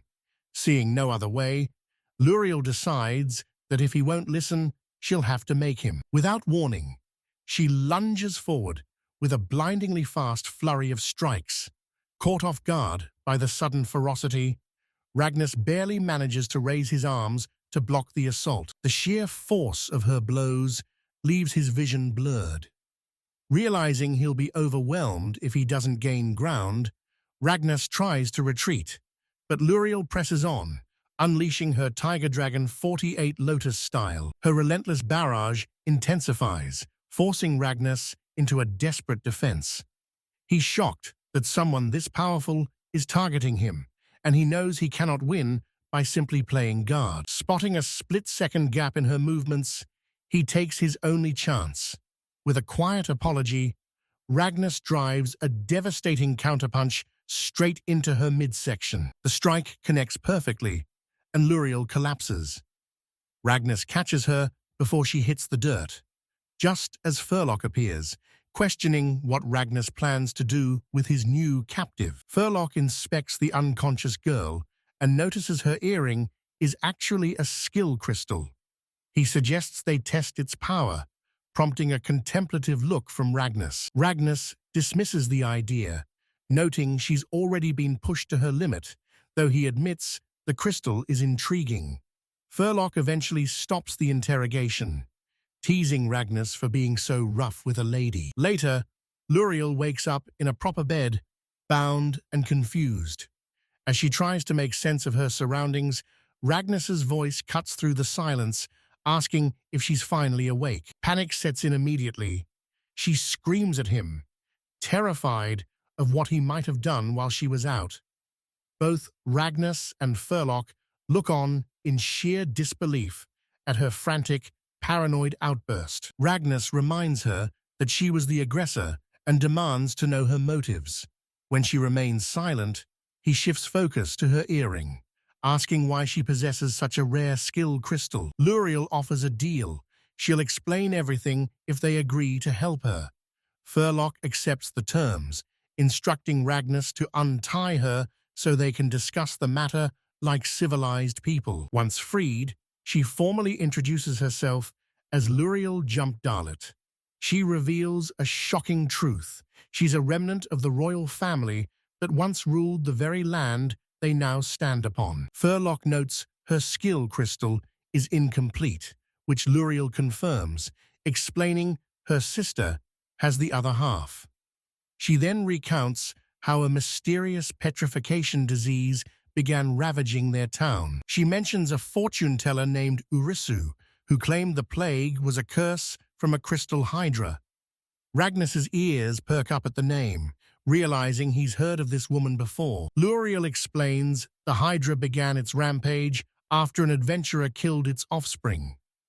Furlock listens intently, realizing the petrification disease is actually a monster's vengeance. The pieces of the puzzle begin to fit together. Ragnus recalls his past encounters and realizes Lisbeth might be pulling the strings behind this incident as well, necessitating extreme caution. Luriel continues her tale, describing how she and her sister were sent to slay the beast. But in the silent depths of the crystal cave, the hydra struck, turning her sister into stone. Her memory of the tragedy is a blur. All she knows is that she woke up in the guild's care, told that the fortune-teller Urisu had miraculously carried her to safety. Luriel reveals the grim truth. The guild's rescue party was annihilated, and every adventurer since has failed. She shows a glowing mark on her arm, an oath used to find those resistant to status ailments. She admits that if Ragnus hadn't broken the oath's power, she would have let him live a peaceful, ignorant life. Bowing deeply, she offers a sincere apology for testing him. Her voice trembles with desperation as she pleads with the duo, insisting they are the only ones left who can save her sister from her fate. Ragnus simply smiles, asking if her sister holds the other half of the skill crystal. Seeing her reaction, he realizes their paths are destined to cross. Furlock agrees, noting their goals are perfectly aligned, leaving Luriel overwhelmed with gratitude as Ragnus promises the real work begins once her sister is safe. Ragnus brushes off the deception, but Furlock wonders if the status ailments are a concern. Ragnus reveals his secret. His unique skill resets any ailment after a single day, though it's a one-time use in battle. He then formally introduces himself as Rox, though he tells Furlock he prefers to go by the name Keys. As they gear up for the journey, Luriel offers a radiant smile, insisting they drop the formalities. She asks to be called by her first name before confirming his full identity as Roxmer Verrick. He clarifies that Rox is just a pseudonym borrowed for his adventuring work. To his surprise, Luriel is a fan, having enjoyed the obscure author's book, The Sage's Final Eyes. She excitedly recounts a scene where the hero defeats a hydra by boosting his stats for a final suicidal strike, a legendary move called Peerless Under Heaven. Hearing this, Ragnus realizes that since his skill cures petrification after a day, it might be safer to face the beast alone. Furlock immediately shuts down the solo plan, questioning how Ragnus expects to win if he's petrified mid-fight. He hands over a ring of warding for protection, while Luriel remains adamant that she will be accompanying them. Furlock explains the ring's utility. It doesn't prevent petrification forever, but it grants total immunity to status ailments for the first minute of combat. He points out that Ragnus's elixir skill is useless if he's paralyzed, and Peerless Under Heaven won't matter if he can't survive the trek. Stunned, Ragnus asks if he's joking, but Furlock's expression is dead serious. He reveals he knows all about the legendary potion and is placing his absolute faith in Ragnus to reach the end of the cave, choosing his words carefully to show his unwavering support. Luriel chimes in, explaining that she can contribute a sacred inherited dance to bolster their strength. Furlock ruffles Ragnus's hair, telling him to stop overthinking, and a smile finally returns to the young man's face. "All right, let's do this," he declares, as the trio sets off toward their goal. In a warm memory, a young princess with reddish-brown hair tied in a high ponytail beams with joy. She holds a tiny winged spirit between her palms, excitedly showing Ragnus her new spirit friend. She introduces the creature as Nymph, a water spirit. While Ragnus watches on in awe, the princess and the spirit share a moment of pure bliss, though the peaceful atmosphere is suddenly shattered. Formality returns in a rush as Ragnus offers a nervous apology to Lady Eutia. The princess pouts, puffing out her cheeks in clear annoyance at the sudden wall he's built between them. She demands he stop using such stiff honorifics, but a flustered Ragnus protests, arguing that it's only proper since she is the princess of the entire nation. Her expression softens into one of disappointment as she asks with a slight blush, if they aren't friends anymore. Ragnas waves his hands frantically, stammering as he tries to figure out if being so informal is truly acceptable. A relieved smile finally breaks across her face as he agrees they are indeed friends. Overjoyed, she throws her arms around him in a tight hug, thanking him for staying by her side. Holding him close, she confesses her deep affection and makes a solemn promise. If he ever feels lost or broken, she will always be there to hold him and pull him through the dark. The warm memory dissolves into a nightmare. Ragnas recalls himself at 8 years old, weeping over his failure to protect her. Cast out from his home, he met a lone white horse named Lucy, the very same Lucy who now suffers under a cruel curse. Back in the present, Ragnas's eyes harden with iron resolve. He will save Lucy no matter the cost. Luriel notices his pale complexion and asks if he's okay, just as Furlock announces they've reached the water spirit's cave.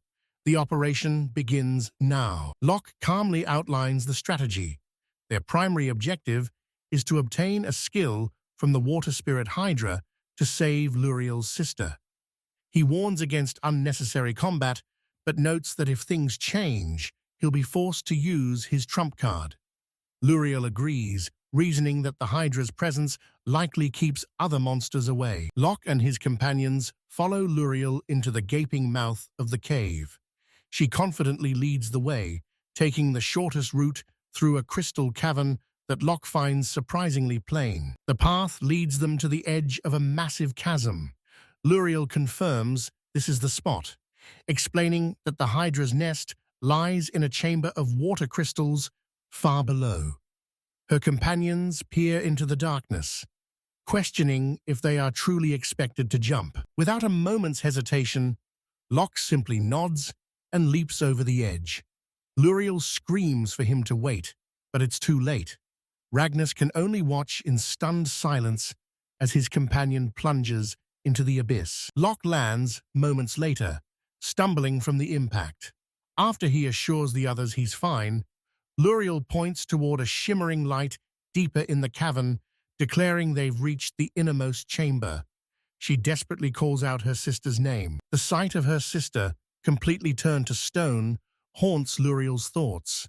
She frantically explains that while her sister is safe for now, she has been petrified by a skill crystal. Overcome with urgency, she pleads with the group to acquire the necessary skill immediately. Locke fixes his gaze on the source of the light. The cavern before them is bathed in a fantastical, otherworldly glow, a beautiful, ethereal sight that one would hardly expect to find in such a dark place. An interface materializes before him, displaying his status, level 2, high-ranking stats, but 0 SP. Among his skills are level reset, random skill, and one named elixir. His companions ask what happened, and with a confident smile, Locke confirms his success. Luriel's eyes widen with a mixture of disbelief and dawning hope as she breathes the name of the miracle skill he just acquired, elixir. Locke catches Luriel's sister, gently cradling her limp form. Seeing that her sister is breathing once again, Luriel expresses her overwhelming relief. Locke tries to move, but finds his legs unresponsive as a stony texture creeps up from his boots. Keyes notices and calls out in concern as Locke realizes with horror that he is being petrified in her place. He clutches his ring, recalling the nature of the elixir skill. It removes all status ailments from a target, but transfers them directly to the user. He laments his mistake in using it without understanding the cost, yet he tells the others they can still depend on him. Locke's body turns completely to stone. Luriel and Keyes cry out his name in anguish, while Keyes breaks into a cold sweat, struggling to make sense of this sudden, tragic turn of events. Keyes pieces the truth together, explaining that Locke used elixir to save the girl at the cost of his own life. Luriel is struck with horror, realizing the terrible price paid for the wish she made. She desperately asks how they can save him, suggesting they find a second elixir. But Keys insists their priority is escaping with her sister. Suddenly, a woman's voice cuts through the air. It is Irisu, who declares that everyone present will be terminated. Luriel shouts her name in disbelief, questioning how she has the ring and why Locke was petrified. Irisu smirks, revealing that she is the traitor and Locke's own sister, adding that Keys was merely an alias she used to deceive them. Keys's face contorts with rage as he realizes the depth of her betrayal. He accuses her of orchestrating the fall of Wishside and turning her blade on Captain Raywin's reinforcements. Irisu responds with a wild, triumphant laugh, explaining her loyalty to the remnants of Aresh. She declares that commoners only find value when they are consumed by despair for the royal family, concluding that if they are told to die, they must obey. Keys stares at her with a mixture of disbelief and anguish. He cannot reconcile her cruel words with the person he once knew, asking quietly if she is truly the same sister he loved. He demands to know her true intentions, asserting that his will is his own. Irisu coldly refutes him, declaring that his will is meaningless and that the royal family and her brother are merely tools to be used by those in power. As Luriel recoils in shock, Irisu continues her chilling explanation. She reveals that to execute her master plan, she had to eliminate every adventurer in Roengard, and the Dancing Sisters were next on her hit list. She adds that since remnants of Commander Iwan's forces are still at large, she intends to wipe them all out in one fell swoop. He shouts Luriel's name, snapping her back to reality. He clarifies that the petrification ability belongs to Irisu, not the Hydra. Drawing his sword, he orders Luriel to take her sister and flee the cave immediately, promising her that he will handle their foe alone. In response to his defiance, Irisu summons a monstrous, multi-headed hydra, mockingly asking if they truly believe they can survive such a beast. Nearby, the man with glasses watches the scene unfold calmly, realizing that any further negotiation is useless. He turns back to Luriel, jokingly asking her to help him earn some merit for his cute sister. Though flustered, Luriel insists she won't abandon him, but he coldly dismisses her concern, claiming his tastes have changed and Valencia is now worthless to him. Seeing his unwavering resolve, Luriel finally agrees to stand her ground. As she prepares to join the fray, he stops her, telling her to simply focus on survival and trust him. She nods, her expression filled with newfound determination. However, his gaze suddenly shifts as Luriel cries out in terror at the sight of the massive hydra looming over them. It's then that he reveals his true identity, Furlock Alecret, the 7th Division commander of the Lisbeth Seven Stars. In response, Irisu introduces herself as the 3rd Division commander, Irisu Ankriot. Furlock declares that as a sword saint, he will cut her down, but Irisu merely smirks, retorting that in the eyes of Lisbeth, he's no longer even human. With his blade wreathed in smoldering embers, Furlock activates his signature skill, Sword Enchant Crimson. Across from him, Irisu smiles with chilling confidence, conjuring a crystalline sword from thin air using geocreation. She declares that the masses below are nothing more than a feast for her eyes, and she will reshape them according to her twisted will. She challenges him, suggesting they cross blades to see if her crystalline weapon is as fragile as he thinks. Furlock maintains a stoic expression, questioning if she genuinely believes her conjured sword can withstand the heat of his enchanted blade. Without another word, the two warriors surge toward one another. Their blades collide with a deafening clang, sending sparks flying through the air as Yurisu's confident smile remains unbroken. As their swords remain locked, she leans in closer, her grin widening. "Not so fragile now, is it?" she taunts, her crystalline blade holding firm against his enchanted steel. The clash is interrupted by Almonica Planche, who shouts for Furlock not to look away. But Furlock's gaze is fixed on Yurisu. He tells her to watch him closely, warning that she won't be able to evade his strikes unless she keeps her eyes on him, a fact he seems to have already exploited. However, Yurisu smiles, revealing he's fallen right into her trap. She explains the secret condition for her petrification.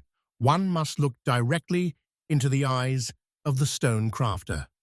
As stone begins to manifest from the ground below, she unleashes her ultimate skill, Earthbind. Massive tendrils of earth erupt from the floor, snaking around Furlock's legs and binding him in place. He looks down in shock, realizing he was caught precisely because he was watching her so intently. Now immobilized, he can only watch as Yurisu mocks him, asking how he expects to dodge her without looking. She launches a follow-up attack, Earth Bullet, forcing him to desperately parry from his rooted position. He manages to deflect the projectile just in time. Face to face, Yurisu compliments his impressive reaction speed. Furlock, sweating from the exertion, retorts by asking if that's the best she can do. But his bravado fades the moment he sees her falter. He asks if she's all right, but Yurisu suddenly clutches her head, screaming in agony as fragmented memories of her childhood resurface. Her confidence vanishes, replaced by a hollow stare as blood pours from her mouth.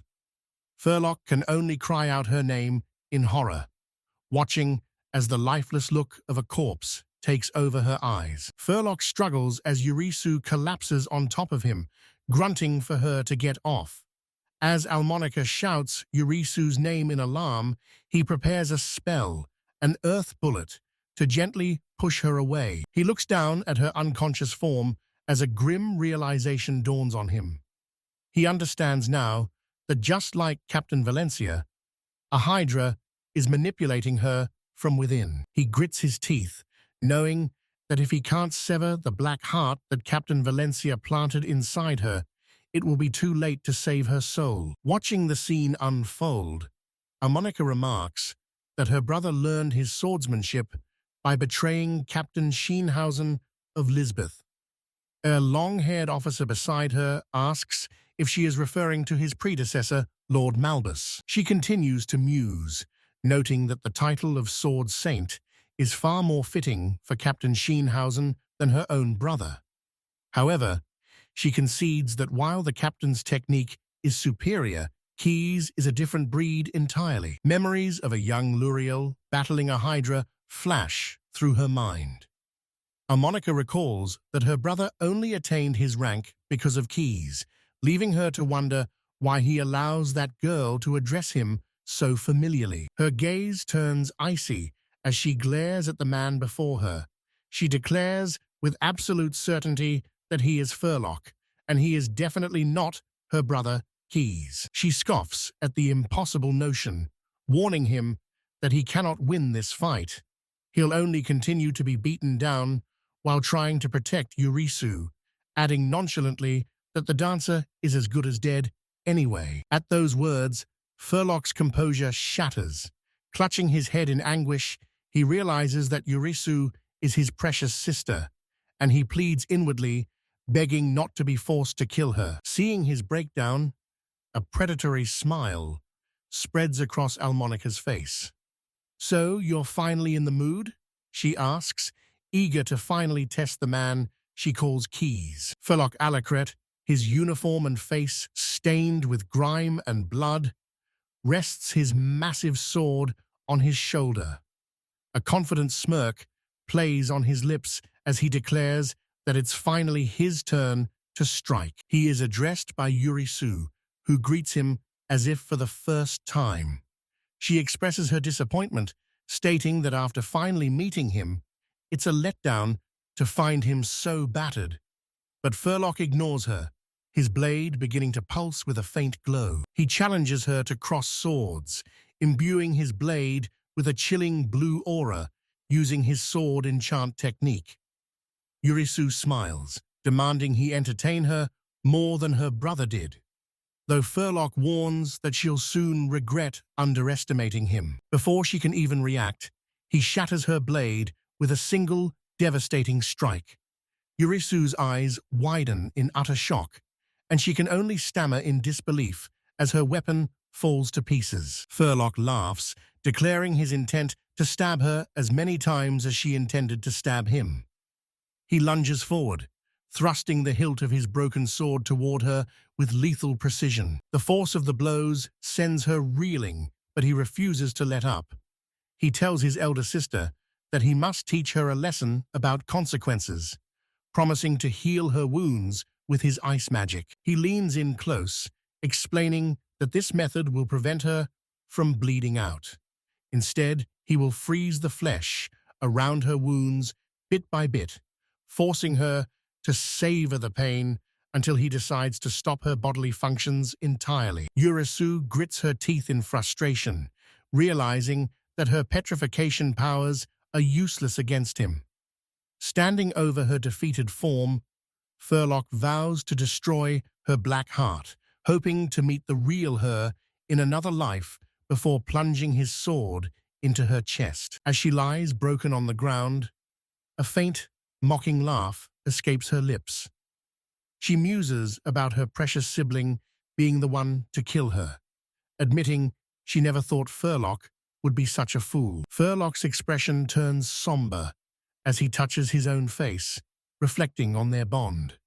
Kneeling beside her, he gazes at the black heart in her chest and vows to hunt down the one who manipulated Urisu. After entrusting the unconscious Urisu to Ragnus, Luriel urges them to move quickly, while Furlock stays behind to finish his mission. As Ragnus accepts the burden, he recalls Furlock's past talk of seeking a place to die and offers a silent prayer to Alnatwak, the goddess of victory. Suddenly, a violent tremor rocks the cavern, sending lethal shards of rock raining from the ceiling. The force of the quake knocks Luriel off her feet, and she cries out as she slams into the jagged ground. She scrambles back up, her expression hardening with resolve. She knows she only needs to hold out until Keys arrives, but as she runs, the ground beside her erupts from a massive impact. The gravity of the situation settles in. If she fails to endure, Ragnus and his sister are doomed. Her path is suddenly cut off by the monstrous, towering form of a multi-headed hydra. Realizing she can't defeat the hydra alone, Luriel initiates a desperate gambit. With a flourish, she performs the dragon mist dance, shadow confusion, creating illusory duplicates to distract the beast. However, the hydra isn't fooled. It swats her aside with contemptuous ease. Crushed against the cavern floor, she clings to the hope that Ragnus will arrive soon to slay the monster. From a distance, Ragnus watches, his mind racing as he assesses the situation. Luriel pushes herself up, only to find the spot where the hydra stood empty, save for a dark pool of blood. Her confusion turns to terror as the hydra's heads lunge from the shadows, surrounding her completely. Trapped and bleeding, she stares in horror, wondering how she can possibly escape. Stranded on the ravaged ground, Luriel struggles to find a way to win alone. As the hydra's massive shadow looms over her, she grits her teeth and lets out a defiant roar, refusing to give up. In response, the beast's heads lunge forward in a devastating attack, a chaotic flurry of snapping jaws and scales. Luriel lands nimbly, a faint halo glowing above her head, but her relief is short-lived. The hydra's heads, which she thought she'd struck down, begin to regenerate instantly before her eyes. Her leg is caught, pinning her to the spot.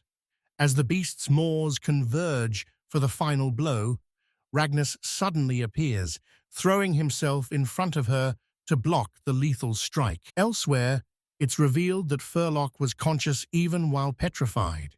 Having witnessed Luriel's desperate struggle, he finally understands Ragnus's cryptic parting words as he stands free once more. He explains the situation, urging his companion to watch the hydra closely.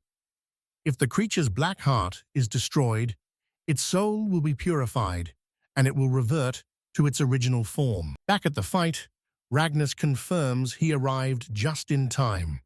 A glowing wheel of ancient characters materializes before him as he unleashes his ultimate skill, Tenka Musu. As Luriel calls out his name, he leaps toward the beast. He explains that this hydra is actually a holy creature that must not be killed. His only target is the black heart corrupting it. He flies through the air, dodging the snapping heads with surgical precision. He must find and destroy that heart before the power of Tenka Musu fades. The clock is ticking. He lunges forward, his eyes locked on the dark, pulsating mass within the hydra's chest.